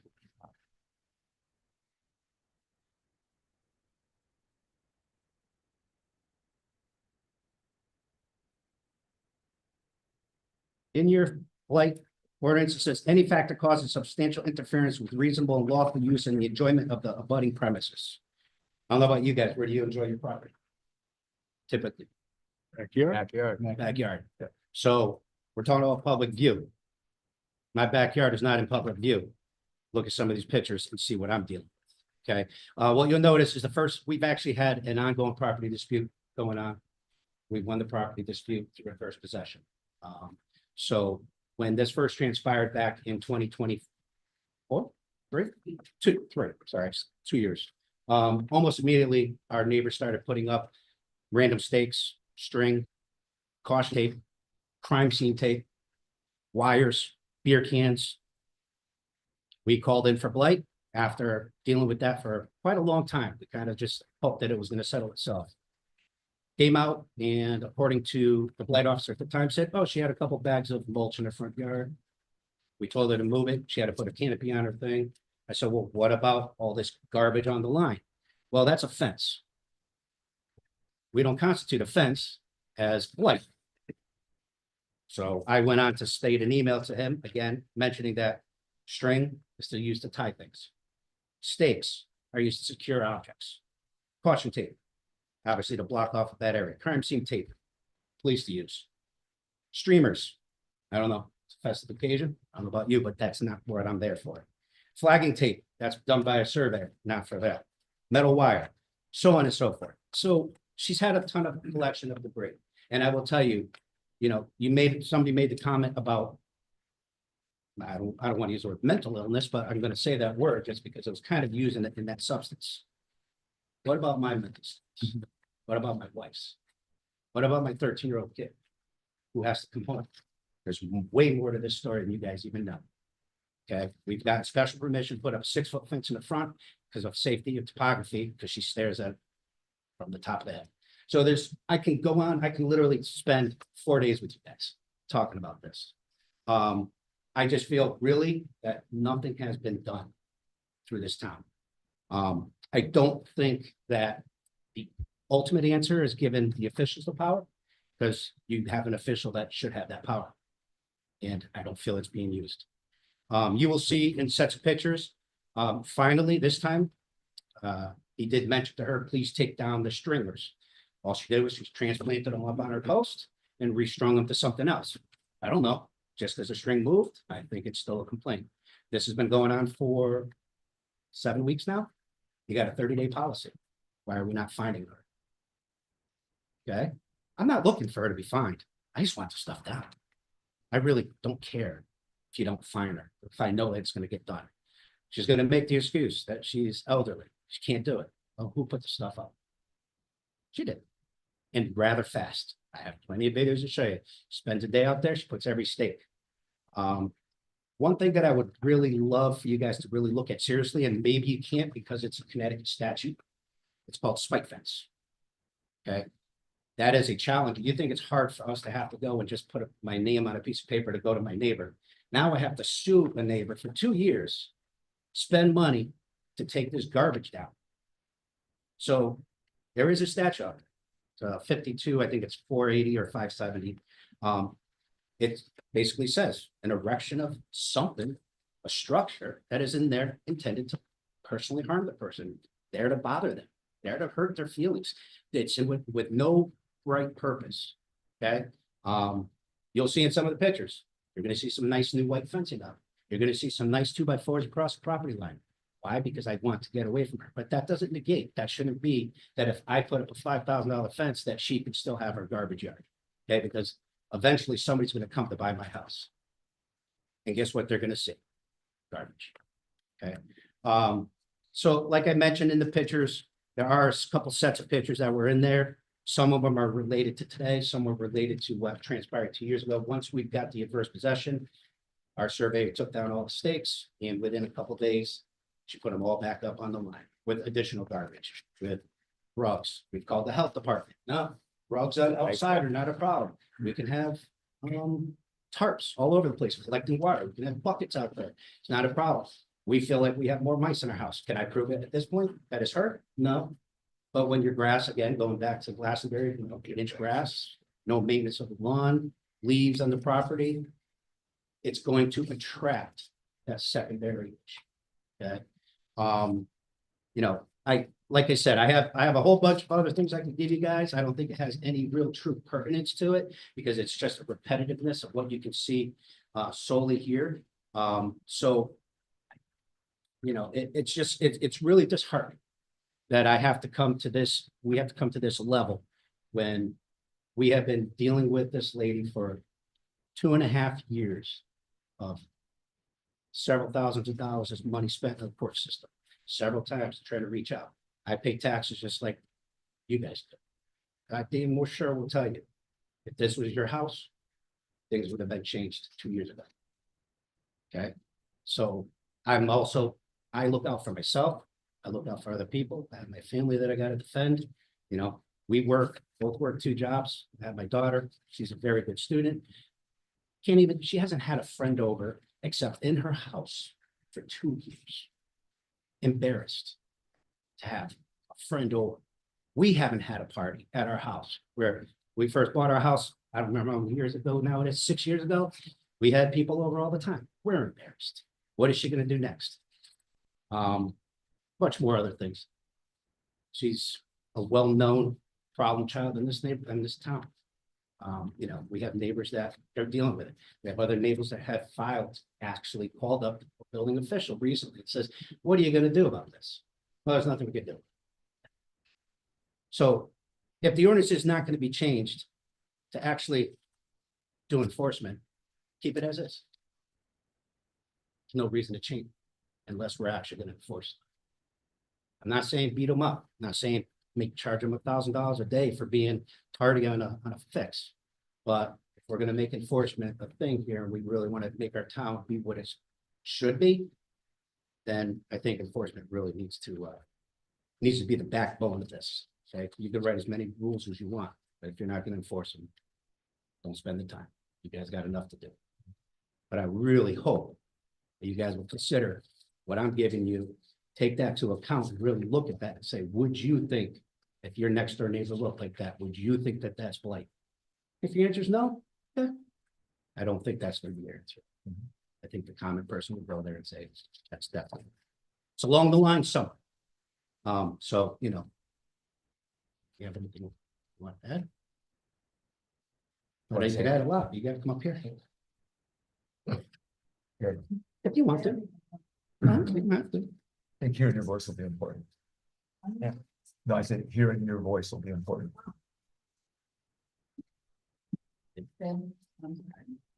I'm Molly Otero. I'm at 5 Gloria Heights. And before we had a problem, I talked to the owner of 3 Gloria Heights, and she used to do the same thing directed towards our across the street neighbors.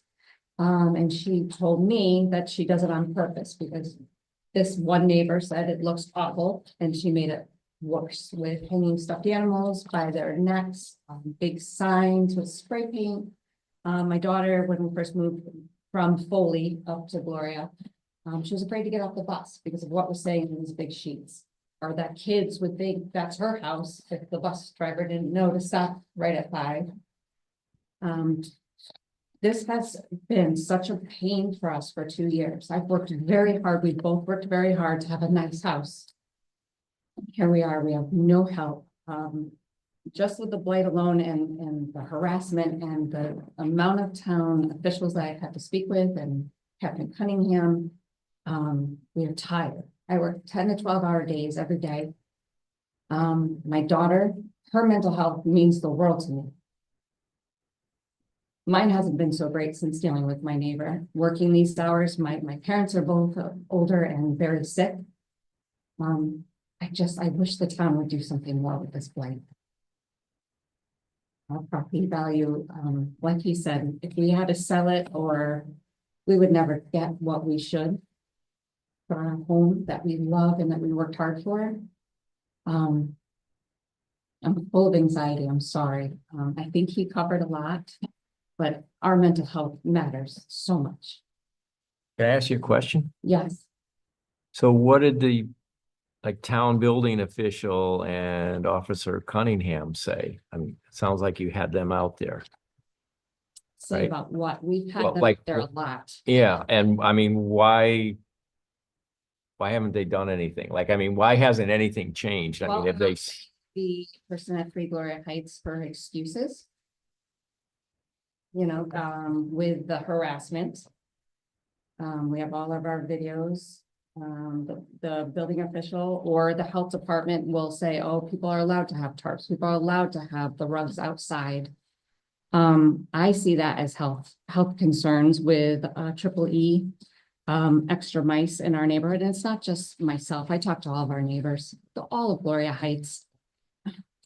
I'm speaking up for everyone, but not using words, their words, but it's very painful. well, I'll just say one thing for you. I had a similar situation and I was on the board of selectmen then. And believe me, I didn't get any better service than you got. So we don't. I appreciate that. Yeah, but it's at the a same problem. I have an issue with this myself. I don't know why we can't do more on enforcement, but obviously people like you and your wife coming here and making this public, maybe it's gonna open up some eyes. Maybe something more can be done. And if I may say one more thing, there was one thing, you'll notice, we have freedom of speech. How far does that get us? Right? You'll see there's a couple pictures in there. That is not even the half of the worst that she's put on signs. My name's Jose, Puerto Rican, and she's got some nice signs in there. She has some nice choice words about when the Hispanic moved in. Yeah, I saw that. And it's like, Yeah. well, again, it's freedom of speech. So I could just build a wall now, cross my property line and figure out what heritage she's from and just berate her heritage or race. And that's okay. I don't know if that's really going to fall under the blight section. I don't know how that can be rolled in. But, this private property freedom of speech thing, I think is way above and beyond of where it could be or where it should be. Okay. Talking down to people, putting up signs, calling them choice names, putting choice words all over the place. I think that at that point should be something different, right? I mean, she puts music on, if you know Godsmack. I hate you. Blast it, full blast. Build it in the neighborhood. Yeah, cops come by, turns it down. That's my noise level. No, I think it's cranked up. So, it's one of those things. It's a totality. I know we're kind of getting slightly off the topic here, but it's just to show that it's not, this is the person that we're dealing with. This is what a lot of people may have to deal with. And can you imagine the strength it takes to come speak about a neighbor like this and go to court and fight this while working and raising a child and having an elderly father live with you? these are all things, so we're brave. Yeah, you know, I can't tell you enough how hard it is to do this, All we want is a peaceful, safe home, just like what we, because when you Water drive, for it. when you go home to your house. Did this woman your live safe there place. before you got there? yes. Yes, And she's done similar whenever she gets mad. The same garbage that got put up on our line, she put up, well, that's the whole property dispute portion, but she did it to the previous owners as well. So it's not it's just I know this is gonna bother you, because I know she told her one time, like, why do you gotta put the stakes up? The next day, put another set. Like, I know it's a spiteful, she's a very spiteful person. Sounds Now, like again, I think as the town in general, yes, this is us complaining about it. But I think more needs to be done for our residents. People who pay in this town. And when you put rules on a piece of paper. And all you get is, well, that's a fence. I don't know about you guys, but I mean, that's a beautiful fence. I mean, that's cheap. I mean, I gotta go get 7 stakes from Home Depot, put them in the ground, put a couple strings, cost me $9.99. Beautiful. That's $9.99, not $9.99, like my fence is gonna cost me. So just to block her view, just add one more to that type of person she is. As soon as we put the fence up, she had chairs right on the property line. She moves it back up her hill so she can now see inside my child's house window. that's Now, the where does first one to privacy see come it in? is our daughter So- Lily's bedroom. So it's, it's been a long road. I just really hope that you guys, it sounds like you guys are interested in it. How do we make the backbone do its job? So that's what we need is better backbone. You got, or maybe not the backbone, we need the enforcer, right? You guys are the backbone. You guys sound like you're ready to, let's make this happen. But I don't have the enforcement, like I said, don't waste your time. So you may have to go, instead of starting from the bottom up, maybe you gotta start from the top down and figure out how, maybe that person needs to be directly involved to say, what are you gonna enforce? And how are you gonna enforce it? And what constitutes what? Because if we're gonna be here just picking and choosing what's blight, when you have a direct clause in there about debris, it's not intended use. I think it's pretty dang clear. That's what I mean. I don't think your thing needs much more work. It just needs the enforcement to back up what you guys did in 2012. So I am all set. I do appreciate your time. I thank you for listening to us.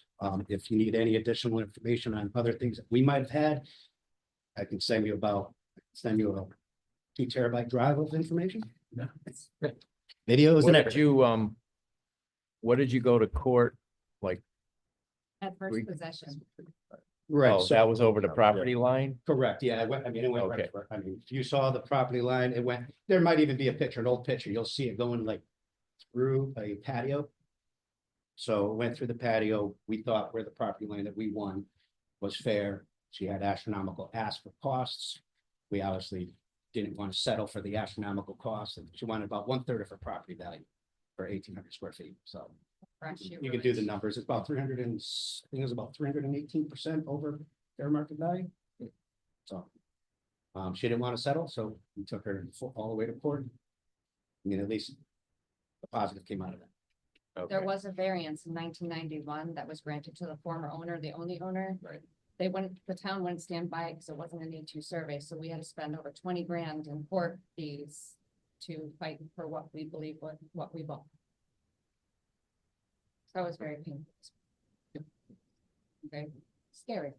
Yeah. I know that she has handguns, so it's. Yeah, it's that's a whole nerve-wracking. thing. It's worth just being brave right here and I'm nervous, so I'm sorry if it's not perfect. It's never gonna be perfect, but No, never gonna be- obviously, if any other more discussions come up with this, I'm definitely glad to sit down. Let's have roundtables on the side. Like, your stories. I do appreciate you guys' time taking, it's approaching 9 o'clock here, but, giving us this opportunity to come up here and speak. And Absolutely, no problem. No, Thank thank you you guys for, very much. thank I you really for appreciate it. speaking up. I know it was Thank you. hard. I know it was painful to do this, Yes. so thank you for doing that. Thank you. You need an extra set of these or no? I got 2 extra sets. They're for free. Sure. Yeah, they're already there. Thanks for waiting so long as well. Thank you. Yeah. And that's not even. It's not even happening. So. Oh, was that, there's public comment on Zoom? Yeah. All right, you guys want to stay? No, we don't. All right. All right, what do we have? Okay. You guys want to say someone's doing public comment? Would you want to hear it? Yeah. Good evening. Hi, Elwin. Hey, Elwin. I just want to drop in here for a second and let you know that I am always looking forward to news about what's going on with planning for the upcoming plan of conservation and development in town. Last I knew, we had an RFP that was prepared, but I haven't heard anything further. And I just hope you guys are paying attention to that because we're getting close to the date to have it completed. That's my comment. All right, thank you, Elwin. We have put it out. I got to take a look at the dates. I don't have them offhand right now, but it's out there. We should get the return. Tom, do you remember the dates we have on that offhand? Yeah, it's out to bid at like May 15th or something along that lines, maybe 20th. Yeah, I'm not sure, Elwin. I'll let you know. Thought it might be a comment with you guys. Yeah, so. Any more comments? All right. No. Okay. I'd say dismiss, but you guys will leave it anyways. Yeah. Yeah. There you go. All right. Again, thanks for doing that. All right. Any more public comment? All right, let's go back to either status reports or informal discussion. Who else has an update? Park and Rec and water and sewer next week, so I Oh. expect to have something week Your following. water and sewer Monday night, coming up this Monday? Yeah. Okay. See if I can make that. Mike, I just got a couple things quick for informal. Sure. What was the last status on the engines for the fire department's boat marine one? Is that completed? I just saw the invoice for that part of it, for that job, so I believe it is, but I'll confirm for you though. Okay. Yep. We talked about it before and I want to talk about, maybe we'll put it on our next agenda. Talking about whether we're gonna keep or get rid of the food recycle at the transfer station. For what we're paying for that. Okay, yep. And since we are out of heating season. Yep. Instead of trying to limit our rides for the senior center, can we look at where we have excess money for heating for buildings? And can we move it to the senior center to, keep that going for the next 2 months for the rides? I'll sit with Tom, go through the budget numbers and see what we can find. Okay. Yeah, good idea. Then we're right to summer, right? The only other thing I have is with the blight ordinance, maybe we can ask Dan for planning and zoning for the planning department, to give us a better definition of offense, right, in our regulations. Yeah. That shouldn't be too hard for him to come. No, up it should. I'll ask him to attend the next meeting. That's a good idea. Again, even this situation tonight, I mean, I've heard probably 3 or 4 similar ones to that, not to that level. What usually starts it is property line dispute. Right. And then it goes from there and gets uglier. Right. Yeah, I think even the, it's interesting when you talk about moving the material to the backyard, right? So that it's not, the definition of public, I think in that case needs to include, that neighbor as part of the public. I had my father-in-law has dealt with something similar at his house. And they had not only a fence, but then he had to put something to visually block. And instead of, in this case, it sounds like these folks put a fence up so that they wouldn't have to look at what was going on in the backyard. In that case, the ordinance required if he was not gonna take care of those materials in the backyard, for his neighbor to put the fence up. And it had to be put up in a way that it would become a visual barrier so that it didn't impact, So I mean, that may be something we want to look at too, is how we define that. Put the onus on the folks that are not necessarily maintaining their property properly. Yep. Okay, great. Anyone else have any other updates? Update on server access or anything? So, yeah, so we, well, I guess a couple things. So, last week, they were gonna mark the center line of the path back to the river's edge. It didn't happen back then for a couple of reasons, but we're at the point right now where we're ready to, once the center line is set up and marked, then we can contract and bid out for the fence being moved into the proper place. And we may be able to start actually spending money for spending some of the $300,000. So we're getting there, but we still have a couple more hurdles to cross, I guess. So he didn't stake, right? He did not, they didn't stake last week because they had something, they had an event happen out there. So they were supposed to come out this week. They haven't done that yet. There was concerns that the last time they staked out path back there, a gentleman that's living back there in that property, a homeless gentleman, removed some of the stakes. So there was concerns that if they lay it out again, it's gonna happen again. So I'm talking to some folks to see if we can, once I communicate with this guy, we can find him a place to go and make sure that doesn't happen again. So I want to try to mitigate that. So that delayed it a little bit. So they have not laid the stakes out since then because I'm concerned about that. Yeah, so the issue is the homeless person living down there is starting to become a Right. thorn in our side with this. He took down, well, we think it was him, took down the initial markings. And now Jacobson's a little reluctant to go mark it again because he says, every time I do this, it's costing money. And the guy, somebody's pulling him up. So I think, we've kind of been talking a little bit about enforcement with blight ordinance. Well, this is another case where we're gonna have to at some point have some enforcement because that's public land and people aren't gonna want to go down there if they're gonna be harassed by people that are living there that Right. shouldn't be living there. Right. Right. So anyway, but the project has been moving along.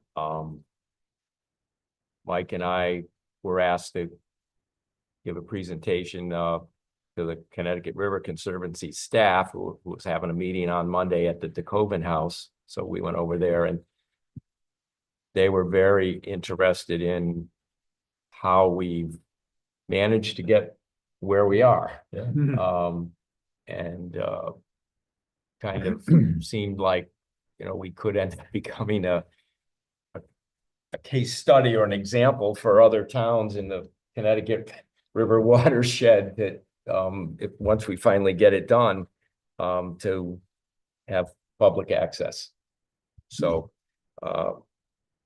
anyway, we got their attention. There were people at the meeting from Vermont, New Hampshire, Massachusetts, and they wanted to hear about Portland. So it was kind of a good, it was a good event, and it was only about an hour of our time. So Yeah, it was well worth it. Well worth it. Could actually look out the window and see where our yeah, they were Well, it's gonna literally, we were able to say, look out the window, it's right across the river right there. You could actually see it from the DeKoven House. best presentation ever, right? Yeah. So that was good. It was good. So again, I'll keep everyone posted on that. I have a number of things on this pile right here, and I'm not going to go through them all right now because it's late, but I will send out some messages. There's nothing super urgent. The only thing that I think is worth talking about right now is with Jim's retirement. I know there were some concerns about how we go forward with the water department down there. Right now, we have the gentleman from the state, Craig Mataski, who heads up the certification program in the state. He's meeting us down there tomorrow. I spoke to him a couple of days ago. He's happy with the progress we're doing. He understands how we're handling this. So we have the full support of him in terms of as we shift over to how we handle it right now. So I was worried about that as well, because when you lose that much institutional knowledge with Jim, I know Kevin felt up to the job. We have the two people down there that are handling it right now, with Mike Listrina also assisting where needed. We'll add a third person down there, but I feel good about that. So we're going to discuss that tomorrow. He's meeting there tomorrow at 9:30. So those of you that are around and want to go down there as well, you're welcome to. If you want to just kind of get a feel for how it's there, how it's going to be done. But I feel comfortable with the situation we have. We're still looking to make sure we get that fully staffed. We can cover it right now. And I feel good about that, but I'll keep everyone posted on that. Yes, I'm planning to, just, I have it on my calendar unless somehow my day otherwise directs me, I'll be there. Got it. Got it. And then the only other things I have really quickly is, we had a retirement party for Ruth Mayo about a week or so ago on April 27th. Went wonderful. A lot of testimonials for her then. Just a wonderful person. Just everyone that she touched were affected. It was just great hearing the testimonials from them. So, we were at that. It was an honor to be there as well. We also had the grand opening for our new Starbucks on April 29th. Ribbon cutting, it was great. Again, a lot of people there, great crew, number of Portland people work there as well.